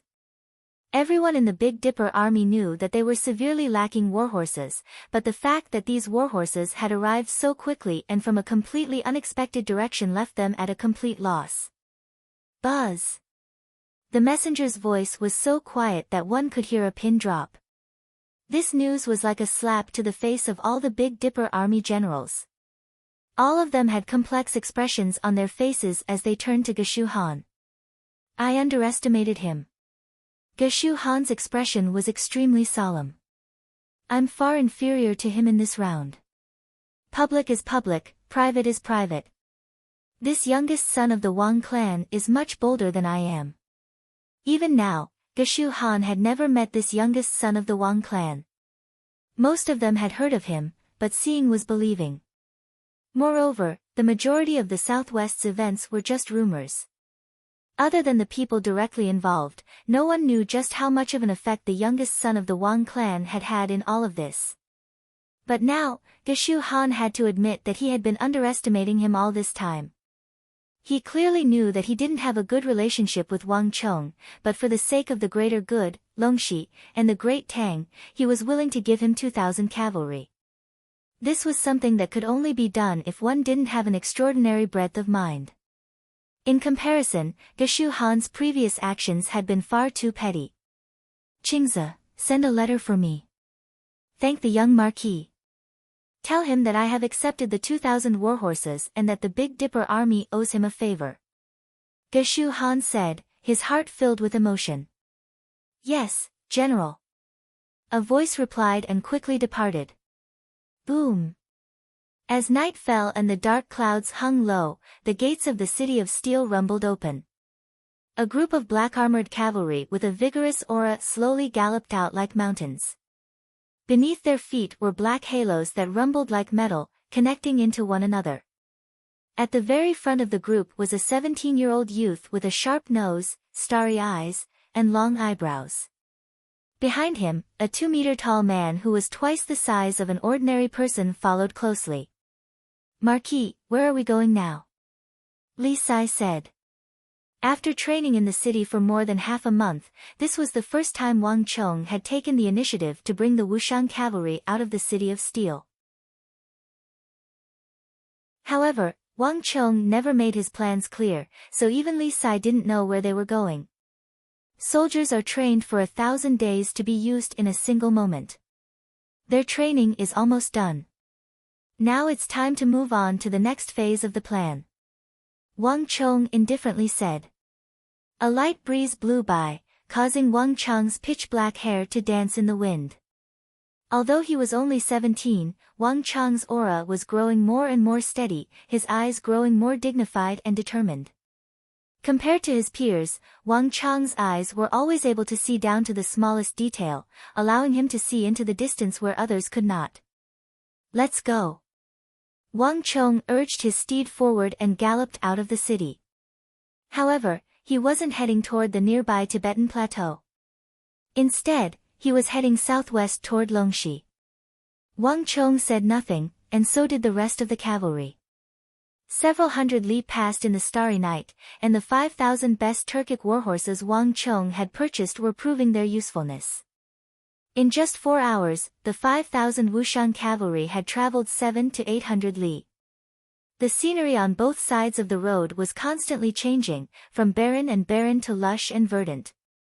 At some point, they had reached the interior of Longxi. In the distance, in the darkness of the night, the silhouette of a huge mountain range towered into the clouds. It was reflected in everyone's eyes, spanning between heaven and earth. Marquis, are we going to Big Dipper City? Li Sai couldn't help but ask, a hint of worry in his eyes. Longxi was under the jurisdiction of Big Dipper Great General Geshu Han. Given the relationship between Wang Chong and Geshu Han, if he were to appear in the territory of the Big Dipper army with his 5,000 cavalry, it would likely incite a massive conflict. We have to meet Geshu Han, but not now. As if seeing through Li Sai's worries, Wang Chong heartily laughed, but his eyes were fixed on that pitch-black mountain in the distance that pierced into the clouds. Heaven Pillar Mountain. This thought flitted through Wang Chong's mind as he gazed at that towering mountain. I've finally found it. There was a long border between Longxi and Uzan. The massive difference in altitude made it difficult for apes and monkeys to cross, much less humans. Even the ambitious Uzan who coveted the Central Plains had to shrink back, much less anyone else. Anyone who tried to forcibly pass through these places would end up dead in the end. But Wang Chong knew that there was a secret path here that could safely lead to the interior of the plateau. This was also the only path along the several thousand li border. That place had been buried for many years, and no one had ever paid attention to it or discovered it. Wang Chong had only discovered this secret passage by chance. And to discover this secret path, he had to find Heaven Pillar Mountain. In truth, this mountain had no name. Heaven Pillar Mountain had been named by Wang Chong himself. Li Sai, pass on my order. Rest where you are and await my orders. Wang Chong ordered without turning his head. Yes, Marquis. Li Sai was startled, but he quickly responded. Zhang Ke. This lowly one is here. Not long after Li Sai left, Zhang Ke, clad in martial attire and with a rock eagle perched on his shoulder, rode up from behind. For this expedition, Zhang Ke and a portion of the eagle team had been dragged along by Wang Chong. When an army set out, especially at night, the greatest taboo was to be discovered. This was why Wang Chong had brought Zhang Ke and his team of eagles with him. It's time for you to take the field. Have your rock eagles and eagle teams go investigate. Wang Chong extended a finger and slowly swept it across the sky, stopping at the towering Uzan Plateau. Yes, this lowly one will go. Zhang Ke stared blankly for a moment, and then he realized something. A hint of excitement appeared in his eyes. Cree. A few moments later, a rock eagle unfurled its wings and soared into the sky from Zhang Ke's shoulder. Wang Chong sat on his horse, watching as the rock eagle flew higher and higher, eventually flying past the mountains and into the depths of the towering Uzan Plateau. Dian Mangpoj, it's time for me to act. As Wang Chong gazed in the direction the rock eagle had disappeared, his lips curled into an almost imperceptible smile. It was only when the rock eagle took to the air and vanished into the depths of the plateau that Wang Chong's objective was revealed. More than half a month ago, when the White Braves had attacked the city, Dian Mangpoj had been frightened away by Wang Chong's will tactic. But this future king of the Uzan great general had turned back. After leaving the City of Steel, he had gone straight to the Qixi Protectorate's camp on the border and killed 5,000 soldiers of the Qixi Protectorate, as well as an important general of Qixi, Pulanhe. Although these people had been Fomin Linta's soldiers, they were also warriors of the Tang dynasty. They had guarded the borders of the Tang dynasty, and in the end, they had died in the line of duty. Wang Chong had been in Wushang at the time, but by the time he had received the news, it was already too late. Moreover, he did not have enough soldiers under his command to fight with Dian Mangpoj, so he had been forced to swallow his anger. But the warriors of the Tang dynasty would not die in vain. At the very least, as long as he, Wang Chong, still had a single breath left in him, he would not let any of the warriors of the Tang dynasty die in vain. The Pillar of Heaven Mountains was a secret passage that led directly to the interior of the Uzan Plateau. If his memory was correct, this secret passage led to the Uzan Plateau, a distance of 300 some li at most, which was the most famous place in the northern part of the Uzan, Sanka. This was the most famous recruit training camp of the Uzan.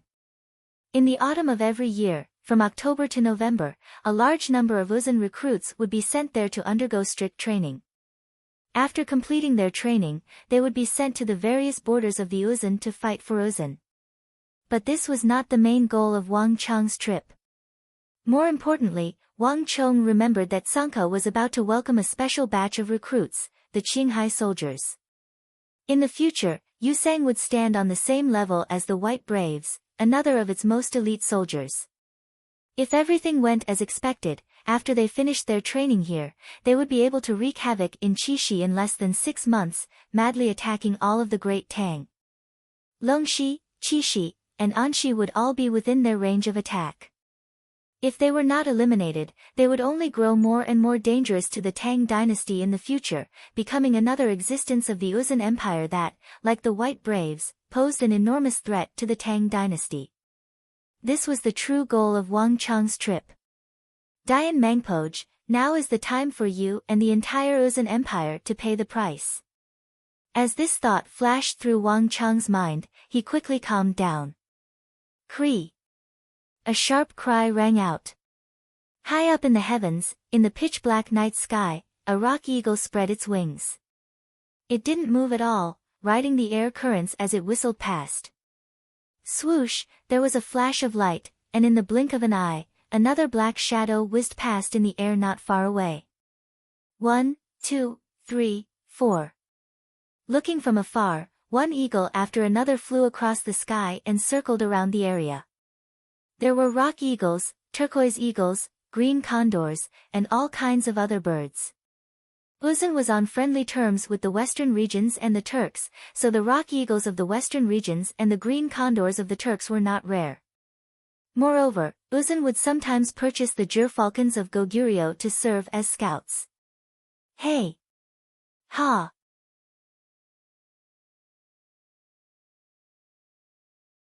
Chapter 751. If one looked down from the sky, one would see that the vast earth was covered in black dots. These were tens of thousands of black tents. Around these black tents, sparks flew as furnaces spewed flames into the sky. Next to the furnaces was a bare-chested Uzun blacksmith, his back drenched in sweat and his skin bronze in the heat of the furnace. He was currently hammering away at his plate armor. In the Ney plateau, a muscular Uzun highland steed galloped by, stirring up a cloud of dust. On its back was an Uzun soldier, his expression savage as he loudly bellowed. Gallop! 1, 2, 3, 4. Thousands of Uzun cavalry followed closely behind this warhorse. But unlike ordinary Uzun cavalry, the armor on these Uzun cavalry was clearly incomplete, and their armor was not the usual black, but green. In the Uzun plateau, only one kind of person would wear this green armor, recruits. Strong winds blew and flags fluttered in the wind. If one's gaze was fixed on the center of this area, they would discover a black war flag over 200 feet long fluttering in the air. On the black war flag, a white elephant standing upright and a crisscrossing scimitar pattern was extremely eye-catching. This was Tsanka's Zhangzheng Recruit Training Center, the most famous recruit training center of the Uzun Empire and the largest of the three major recruit training camps. Tsanka trained recruits for the Uzun Empire and provided an endless supply of fresh blood. At the same time, he was highly regarded by the four royal lineages of the Uzun Empire. Whether it was Hushu Wuzong or Dusong Mengpoj, a significant portion of the soldiers under the command of these imperial great generals had come from Tsanka. Every year, the number of recruits trained here could reach 20 to 30,000. Flap flap. With a flap of its wings, a black messenger pigeon swooped down and quickly flew into the center of the camp, into the largest black tent. Inside the tent, an arm wrapped in black armor reached out and quickly caught the black carrier pigeon that flew down from the sky. General, it's a letter from Sir Dayan Mengpoj. A voice rang out in the tent. It was a young Uzun bodyguard in black armor. With the carrier pigeon on his arm, he turned around and said to the tall and sturdy figure with an aura as vast as the mountains and seas. The tent was very quiet. There was not the slightest sound, only the sound of blades scraping against bones. Read it. After a long while, a voice rang out in the tent. Following a series of clanking sounds, a dignified Uzun general in his 30s or 40s slowly raised his head from the center of the tent. This Uzun general had a dark red face and was dressed in armor. He was seated on a chair made of yak bones, one hand gripping an Uzun scimitar while the other was polishing a yak horn more than 2 feet long. Disturbed by his bodyguard, the dignified Uzun general changed his posture, loosened his grip on the scimitar and yak blade, and turned to the bodyguard. His eyes were as cold and piercing as those of a Bodhivajra Buddha forged from iron and bronze, striking fear into the hearts of all who looked at them. Yes. The bodyguard only glanced at him before lowering his head and beginning to read the contents of the letter. Written by Shibosh, Chishi is in a state of emergency. Foman Linta's army is pressing down, and the northern border is in grave danger. Soldiers are urgently needed. 5,000 Qinghai soldiers are requested. The young bodyguard sensed the danger in the last word and his expression turned extremely grim. He subconsciously turned to look at his commander behind him. Ha, it's this trick again. To his surprise, the dignified Uzun general was not the least bit worried, and even coldly chuckled. It's indeed my cousin's style. If you want soldiers, just ask for them. Why mention Chishi? Our Uzun plateau is easy to defend and hard to attack. If we really run into a powerful foe, we can just have the shepherds retreat. And when did the northern border become in a state of emergency? Moreover, if I remember correctly, even if Foeman Linta is enraged, it should be because he led the White Braves in a sneak attack on their base and killed Pulan he and his 5,000 Tang soldiers, right? Since he wanted to launch a sneak attack, did he not think of what an enraged Foeman Linta would do? In the end, he's just targeting my several thousand Qinghai soldiers. At the edge of the tent, the young Uzun bodyguard was dumbstruck. He had been by the general's side for some time now, and he had come into contact with the letters sent by the ministers and generals of the 4 royal lineages to request for the transfer of troops. All of the letters were well-behaved and honest. None of them had lied about military intelligence, and none of them had tried to fill their own pockets to satisfy their own selfish desires. Then, General, should we refuse? The bodyguard hesitantly asked. There's no need. Given that fellow's personality, he won't rest until he achieves his goal. He'll send an endless stream of letters, and he might even personally come to Tsanka. We'll be in great trouble if that happens. No one understands his personality better than I do, and he's capable of anything. The dignified Uzun general said. The bodyguard was dumbfounded, no longer knowing whether to send soldiers or not. But this time, he's been a villain for nothing. That Senpo's letter has already been sent to me. Even if he hadn't requested it, I would still have sent soldiers to him. Write a reply for me. Tell him that there's no need to worry about soldiers. 3 months from now, the first wave of 8,000 cavalry will be sent to the northern border after completing their training. In addition, the Qinghai soldiers he wants will also be sent, but only 2,000 at most. The Qinghai soldiers are carefully selected from the various armies, and their aptitude far surpasses that of the others. They also cultivate the secret techniques passed down from the Great Snow Mountain Temple. These techniques are extremely powerful, but extremely difficult to cultivate. Aside from them, no other soldier can cultivate them. Moreover, as the strongest cavalry, their training is much more complicated than the others. They basically need at least 2 years before they can finish. There are only 7,000 people here, and he wants 5,000 for himself. Although I'm the general in charge of Tsanka's Zhangsheng, does he really think I'm part of the Dayan clan? The dignified general sneered, exposing the relationship between him and Dayan Mangpoj. In the Uzun Empire, other than the Tsenpo, the Prime Minister, and the 4 Prime Ministers, the Dayan clan, the Dusong clan, and the 4 great clans were the most powerful. The Dusong clan's Dusong Mangpoj was one of the great generals of the Uzun Empire, and although the Dayan clan had yet to produce a great general, it had many brigadier generals. Dayan Pujiel was one of them. Although he was not as infamous as his cousin, Dayan Mangpoj, who had uprooted cities and uprooted countries and razed the small kingdoms around the Uzun Empire to the ground, making them unable to sleep at night, in the interior of the plateau, Dayan Pujiel's status was even higher than Dayan Mangpoj's. Dayan Pujiel had sent countless soldiers to the 4 royal lineages of the Uzun Empire, and even the 4 vassals and the 4 prime ministers were extremely courteous to Dayan Pujiel. Yes, your subordinate will do so. The young guard hurriedly said as he prepared to leave. Wait a moment. As if recalling something, Dayan Pujiel suddenly called out to that guard who was about to leave. Help me investigate that youth from the Tang dynasty called Wang Chong. Gather all the information on him, including his family and background. Yes, General. The young guard froze for a moment, but he quickly left. In the tent, as Dayan Pujiel watched his bodyguard leave, his eyes dazed for a moment. He quickly retracted his gaze and lowered his head to a map in front of him.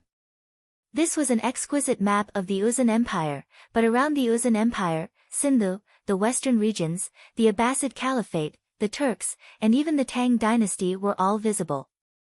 Dian Pugil's gaze swept over the map, quickly settling on a red dot in the northeast of Yusang. Wushang. This was the place where that youth from the Tang dynasty, who had attracted the attention of countless people in Uzan, resided. Dian Pugil had overseen Sanka for many years, but he had never encountered a Tang people who could attract so much attention. Dusong Mengpoj and Dian Mengpoj had already gone there. Even that Senpo had broken protocol and sent a letter for the first time, asking about the elephant bear training camp and requesting that more soldiers be sent to the north. In Dian Pugil's entire life, he had never encountered such a situation. And all this was because of a youth from the Tang dynasty called Wang Chong. I really want to know, just what sort of person is this Tang people? As this thought flitted through Dian Pugil's mind, he quickly calmed down. Crack! A scimitar swept through the void, and with a flash of cold light, it was accompanied by a series of crisp sounds, and clusters of thorns and branches were instantly cut in half. Whoosh! A triangular-headed green snake shot out from the nearby bushes like a bolt of lightning. However, just as it shot out 3 feet, it was grabbed by a powerful palm in midair. The huge thumb squeezed hard, and with a poochie sound, juice splattered everywhere. The head of the triangular-headed green snake was crushed into pieces. Go! Pay attention to the thorns on both sides. Vanguard, clear the gravel beneath your feet and clear the path for the warhorses. Keep up, keep up. Be careful to hide. Don't get exposed. As the east gradually brightened, no one noticed that a force of 5,000 was advancing through the lush forest toward the plateau. This was an extremely narrow path, winding and twisting like a belt that extended from Longxi all the way to the towering Uzan Plateau. Marquis, how much longer do we have to go up? Cheng Sanyuan asked in a low voice. Another hour. It should be daybreak by the time we get there. Wang Chong said. As he rode on his warhorse, he constantly scanned his surroundings. Everything around him seemed familiar, but it was not exactly the same. This was not his first time here, nor was it his first time passing through this winding path.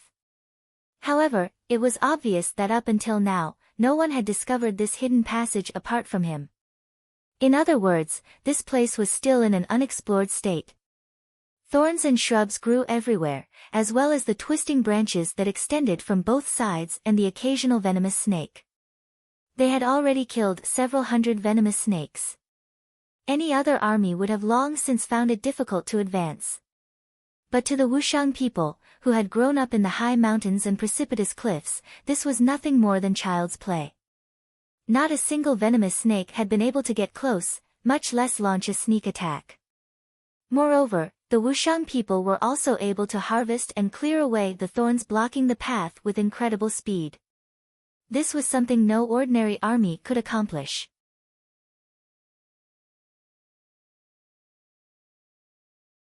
Chapter 752.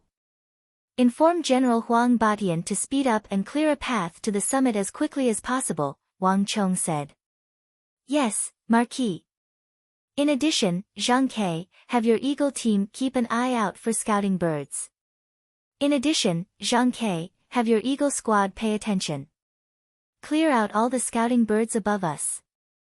In addition, Zhang Ke, have your eagle team keep an eye out for scouting birds.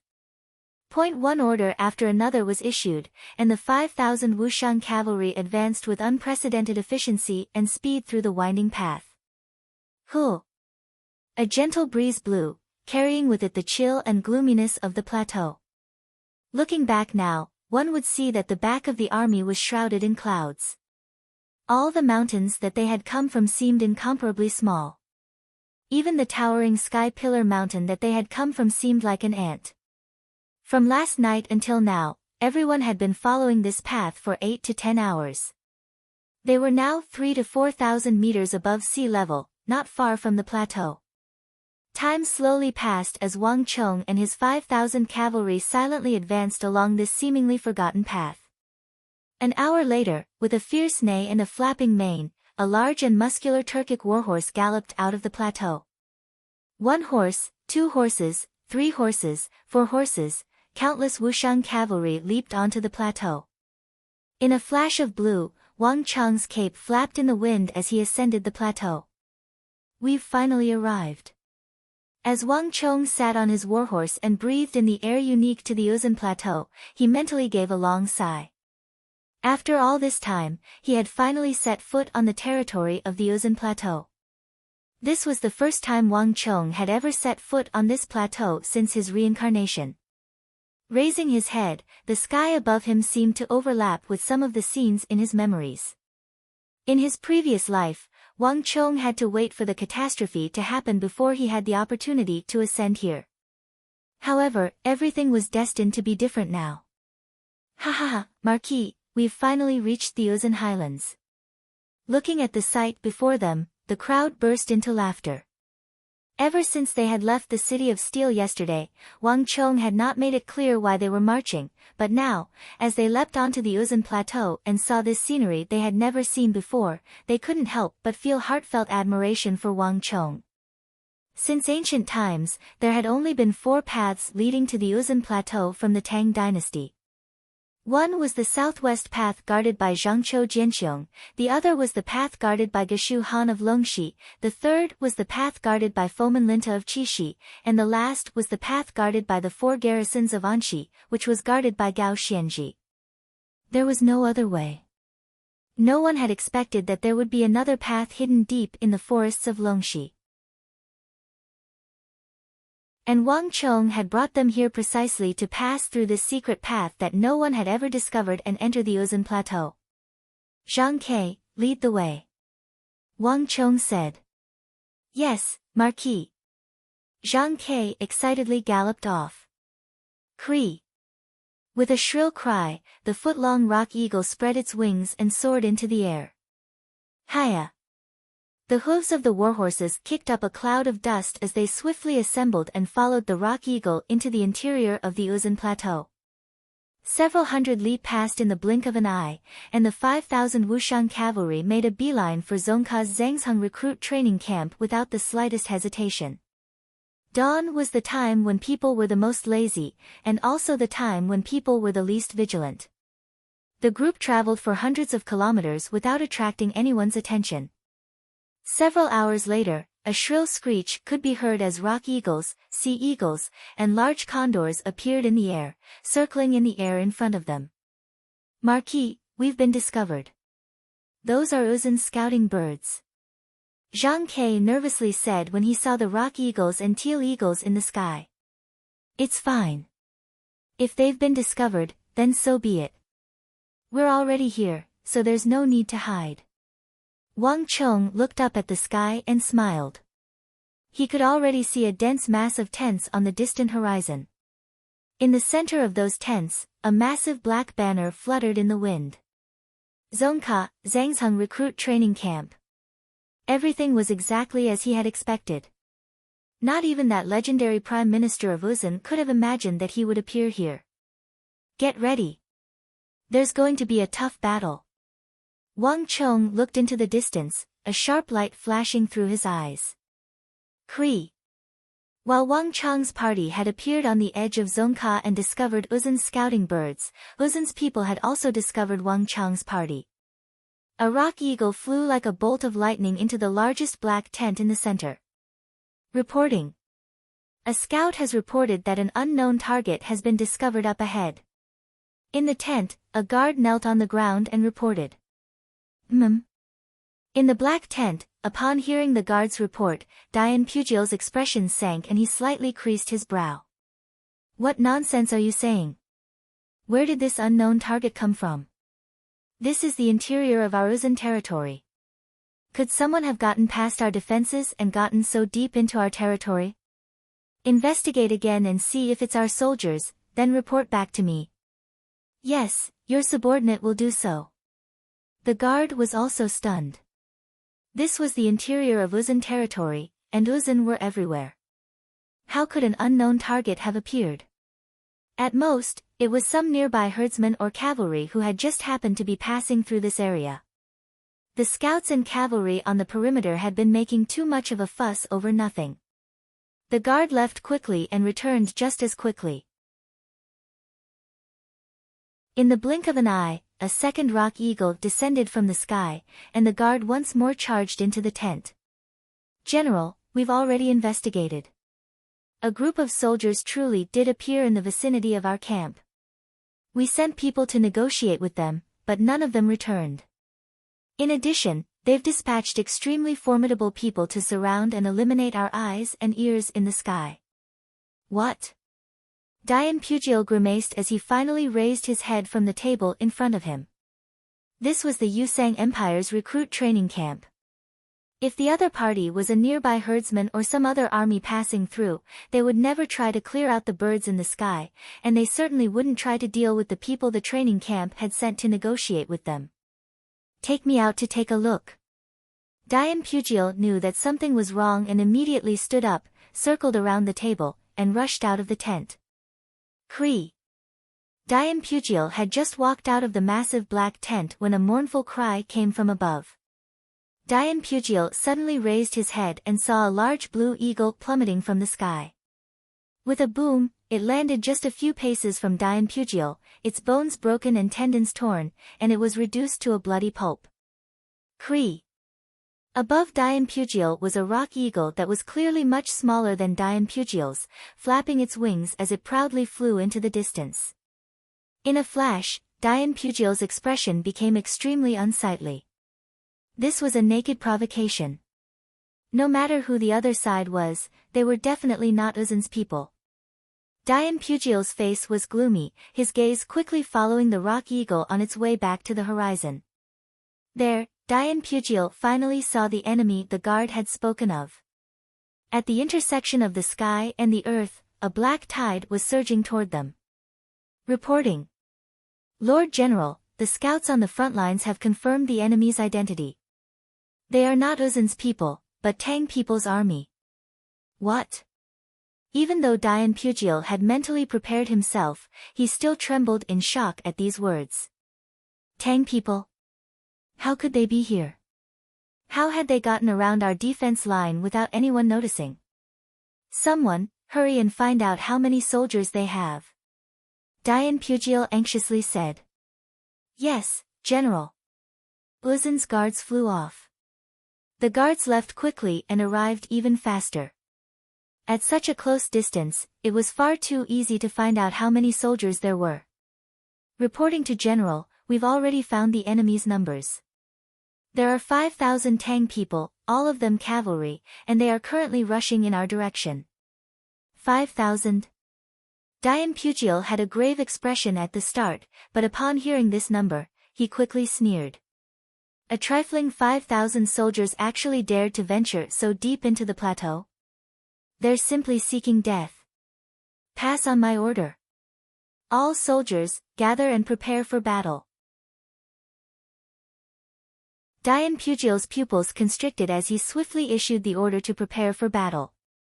Although Zhangsheng was a recruit training camp, there were more than 20,000 soldiers gathered here, and a significant portion of them were the powerful Qinghai soldiers. No matter who the other party was or how they had managed to bypass the layers of defense and come here, if they thought they could deal with the Zhangsheng recruit training camp with just 5,000 men, then they were really delusional. He would let them know why the Uzun were the true masters of this plateau. Boom! With Dian Pugil's order, a bleak and distant yak horn blared over Zhangsheng recruit training camp. The entire recruit training camp began to grow restless.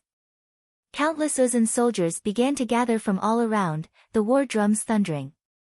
The relaxed Zhangsheng recruit training camp began to seethe with killing intent, exuding a baleful aura.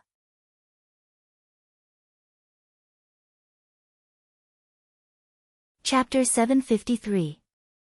Marquis, the Uzun have discovered us. They are quickly gathering. On the plains, Li Sai galloped his horse, following closely behind Wang Chong. His eyes were cold and his expression calm. He was as steady as a mountain, as if nothing could ever move him. "No problem, let them gather." Wang Chong smiled and raised an arm. In an instant, something strange happened. The 5,000 Wushang cavalry, who had been charging at high speed, suddenly stopped in 1 second. All of them moved in unison, without any mistakes, as if they were one person. Invade like fire, remain as immovable as a mountain.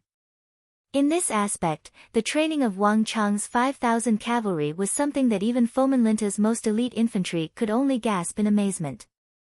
Woo! A desolate bugle call resounded through the sky, attracting the attention of Wang Chong and the others. On the other side, the Uzun reacted very quickly. From the moment the alert birds discovered Wang Chong and the others until now, only a short period of time had passed. All of the Uzun soldiers in the camps had gathered. Even those bare-chested blacksmiths quickly put on their armor and went into battle. Tens of thousands of Uzun soldiers rode on the Highland steeds, the most famous Highland steeds of the Highland. Kicking up a cloud of dust, they marched in the direction of Wang Chong and the others. In front of the vast sea of Uzun cavalry, the 5,000 Wushang cavalry were like a luster in front of the bright moon. In an instant, they became dim and colorless. "Milord, the enemy has a lot of men, far more than us." Li Sai's voice came from beside his ear, revealing a hint of seriousness. They have a lot more than us," Wang Chong said faintly. His expression did not change in the slightest. Tsangka's Zhangsheng recruit training camp already had more than 20,000 recruits under training. Adding the regular army guards in the camp, the number was at least 25,000, more than 5 times their own. Moreover, Uzun was naturally brave and aggressive, so even though he was a new recruit, his strength and bravery were not the slightest bit inferior to the regular armies of other countries. He could not be described as an ordinary recruit at all. Buzz! The plateau trembled. The other party's speed wasn't very fast, but his aura was extremely astonishing. Dee-da-da. Just as Wang Chong and the others were quietly waiting, a cloud of dust suddenly rose as an Uzun cavalryman suddenly left the formation and charged towards Wang Chong and the others. "Sir, it's the other party's envoy," Zhang Ke said. Ever since Wang Chong had established the Eagle Squad, Zhang Ke had been formally inducted into the army, assuming the roles of both messenger and scout. "There's nothing to talk about," Wang Chong sneered as he looked at the other side. When two armies fought, if both sides were of equal strength, they would often send envoys to each other. However, although they were called envoys, they were actually just probing. The Uzun side probably still had no idea how they had gotten into the interior of the plateau. Wang Chong naturally wouldn't give them this chance. "Suke, get ready." "Yes, Marquis." Suke's expression was profound. As soon as he finished speaking, he reached behind his back and took out a massive bow made of golden silk. This bow was nearly 4 fingers wide, and the bowstring was made from the tendons of an alligator and a tendon of a 10-year-old water buffalo. It was also interlaced with golden silk, making it extremely powerful. Bang! There was a shrill whistle as the bowstring vibrated.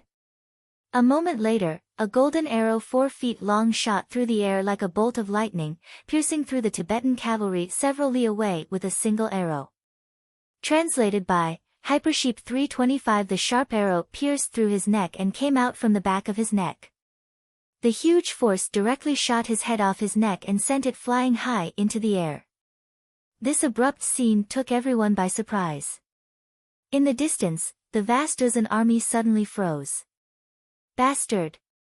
A furious roar came from the distance. It was not in Uzun, but in the Han that everyone was familiar with. In front of the vast Tibetan army, a muscular general riding a red warhorse was seething with rage.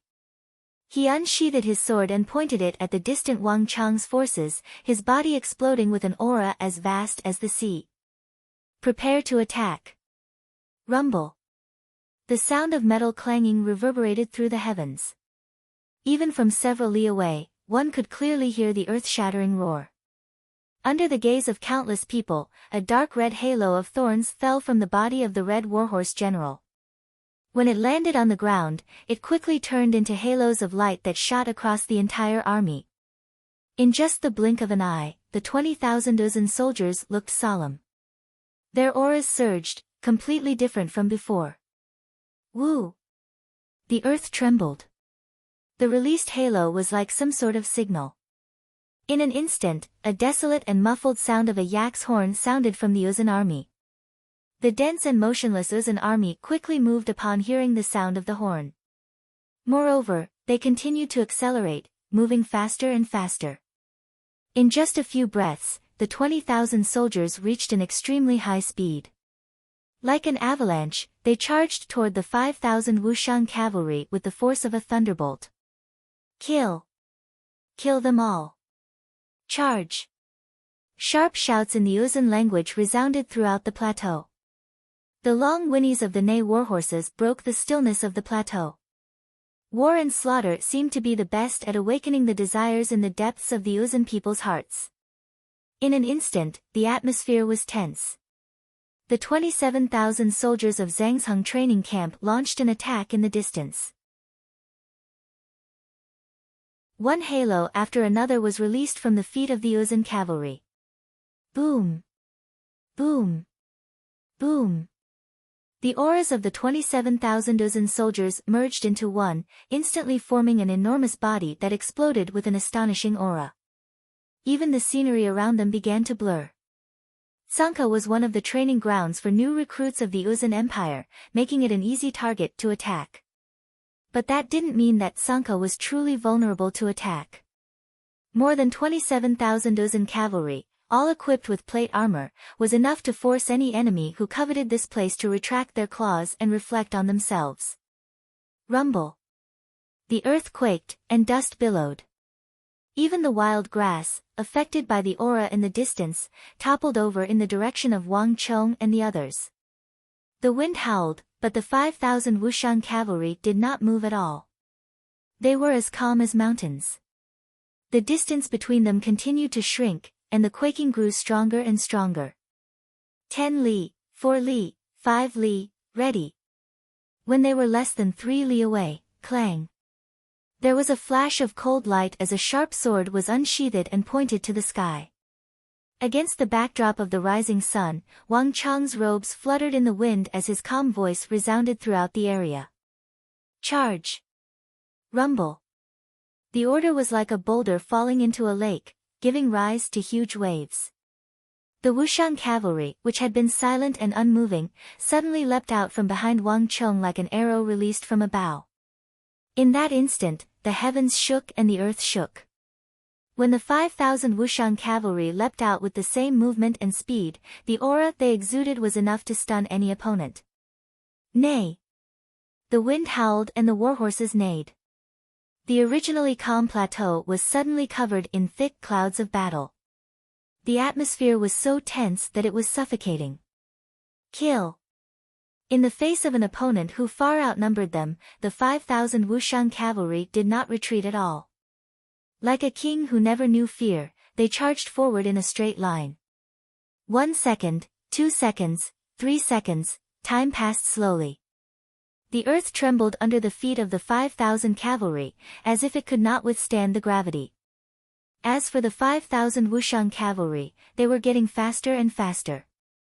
4 seconds, 5 seconds, 6 seconds, smoke and dust billowed into the sky. A huge horse hoof rose into the air and landed heavily on the ground, trampling a patch of wild grass into dust, leaving a deep hoof print. Then, it quickly leapt forward. On the back of the horse, the Wushang cavalry looked nervous, but they were more determined. For the newly trained cavalry, this was their first time participating in a real battle, and they were facing an enemy several times their size. However, compared to the ordinary new soldiers, the 5,000 Wushang cavalry were much calmer. Wushang village was filled with towering mountains and precipitous cliffs. Walking there was like walking on the edge of life and death. If one was not careful, they would fall into a bottomless abyss and be smashed to pieces. Having lived in such an environment for many years, the fear of death of the Wushang people was far less than that of ordinary people. They were also more accustomed to the harsh battlefield.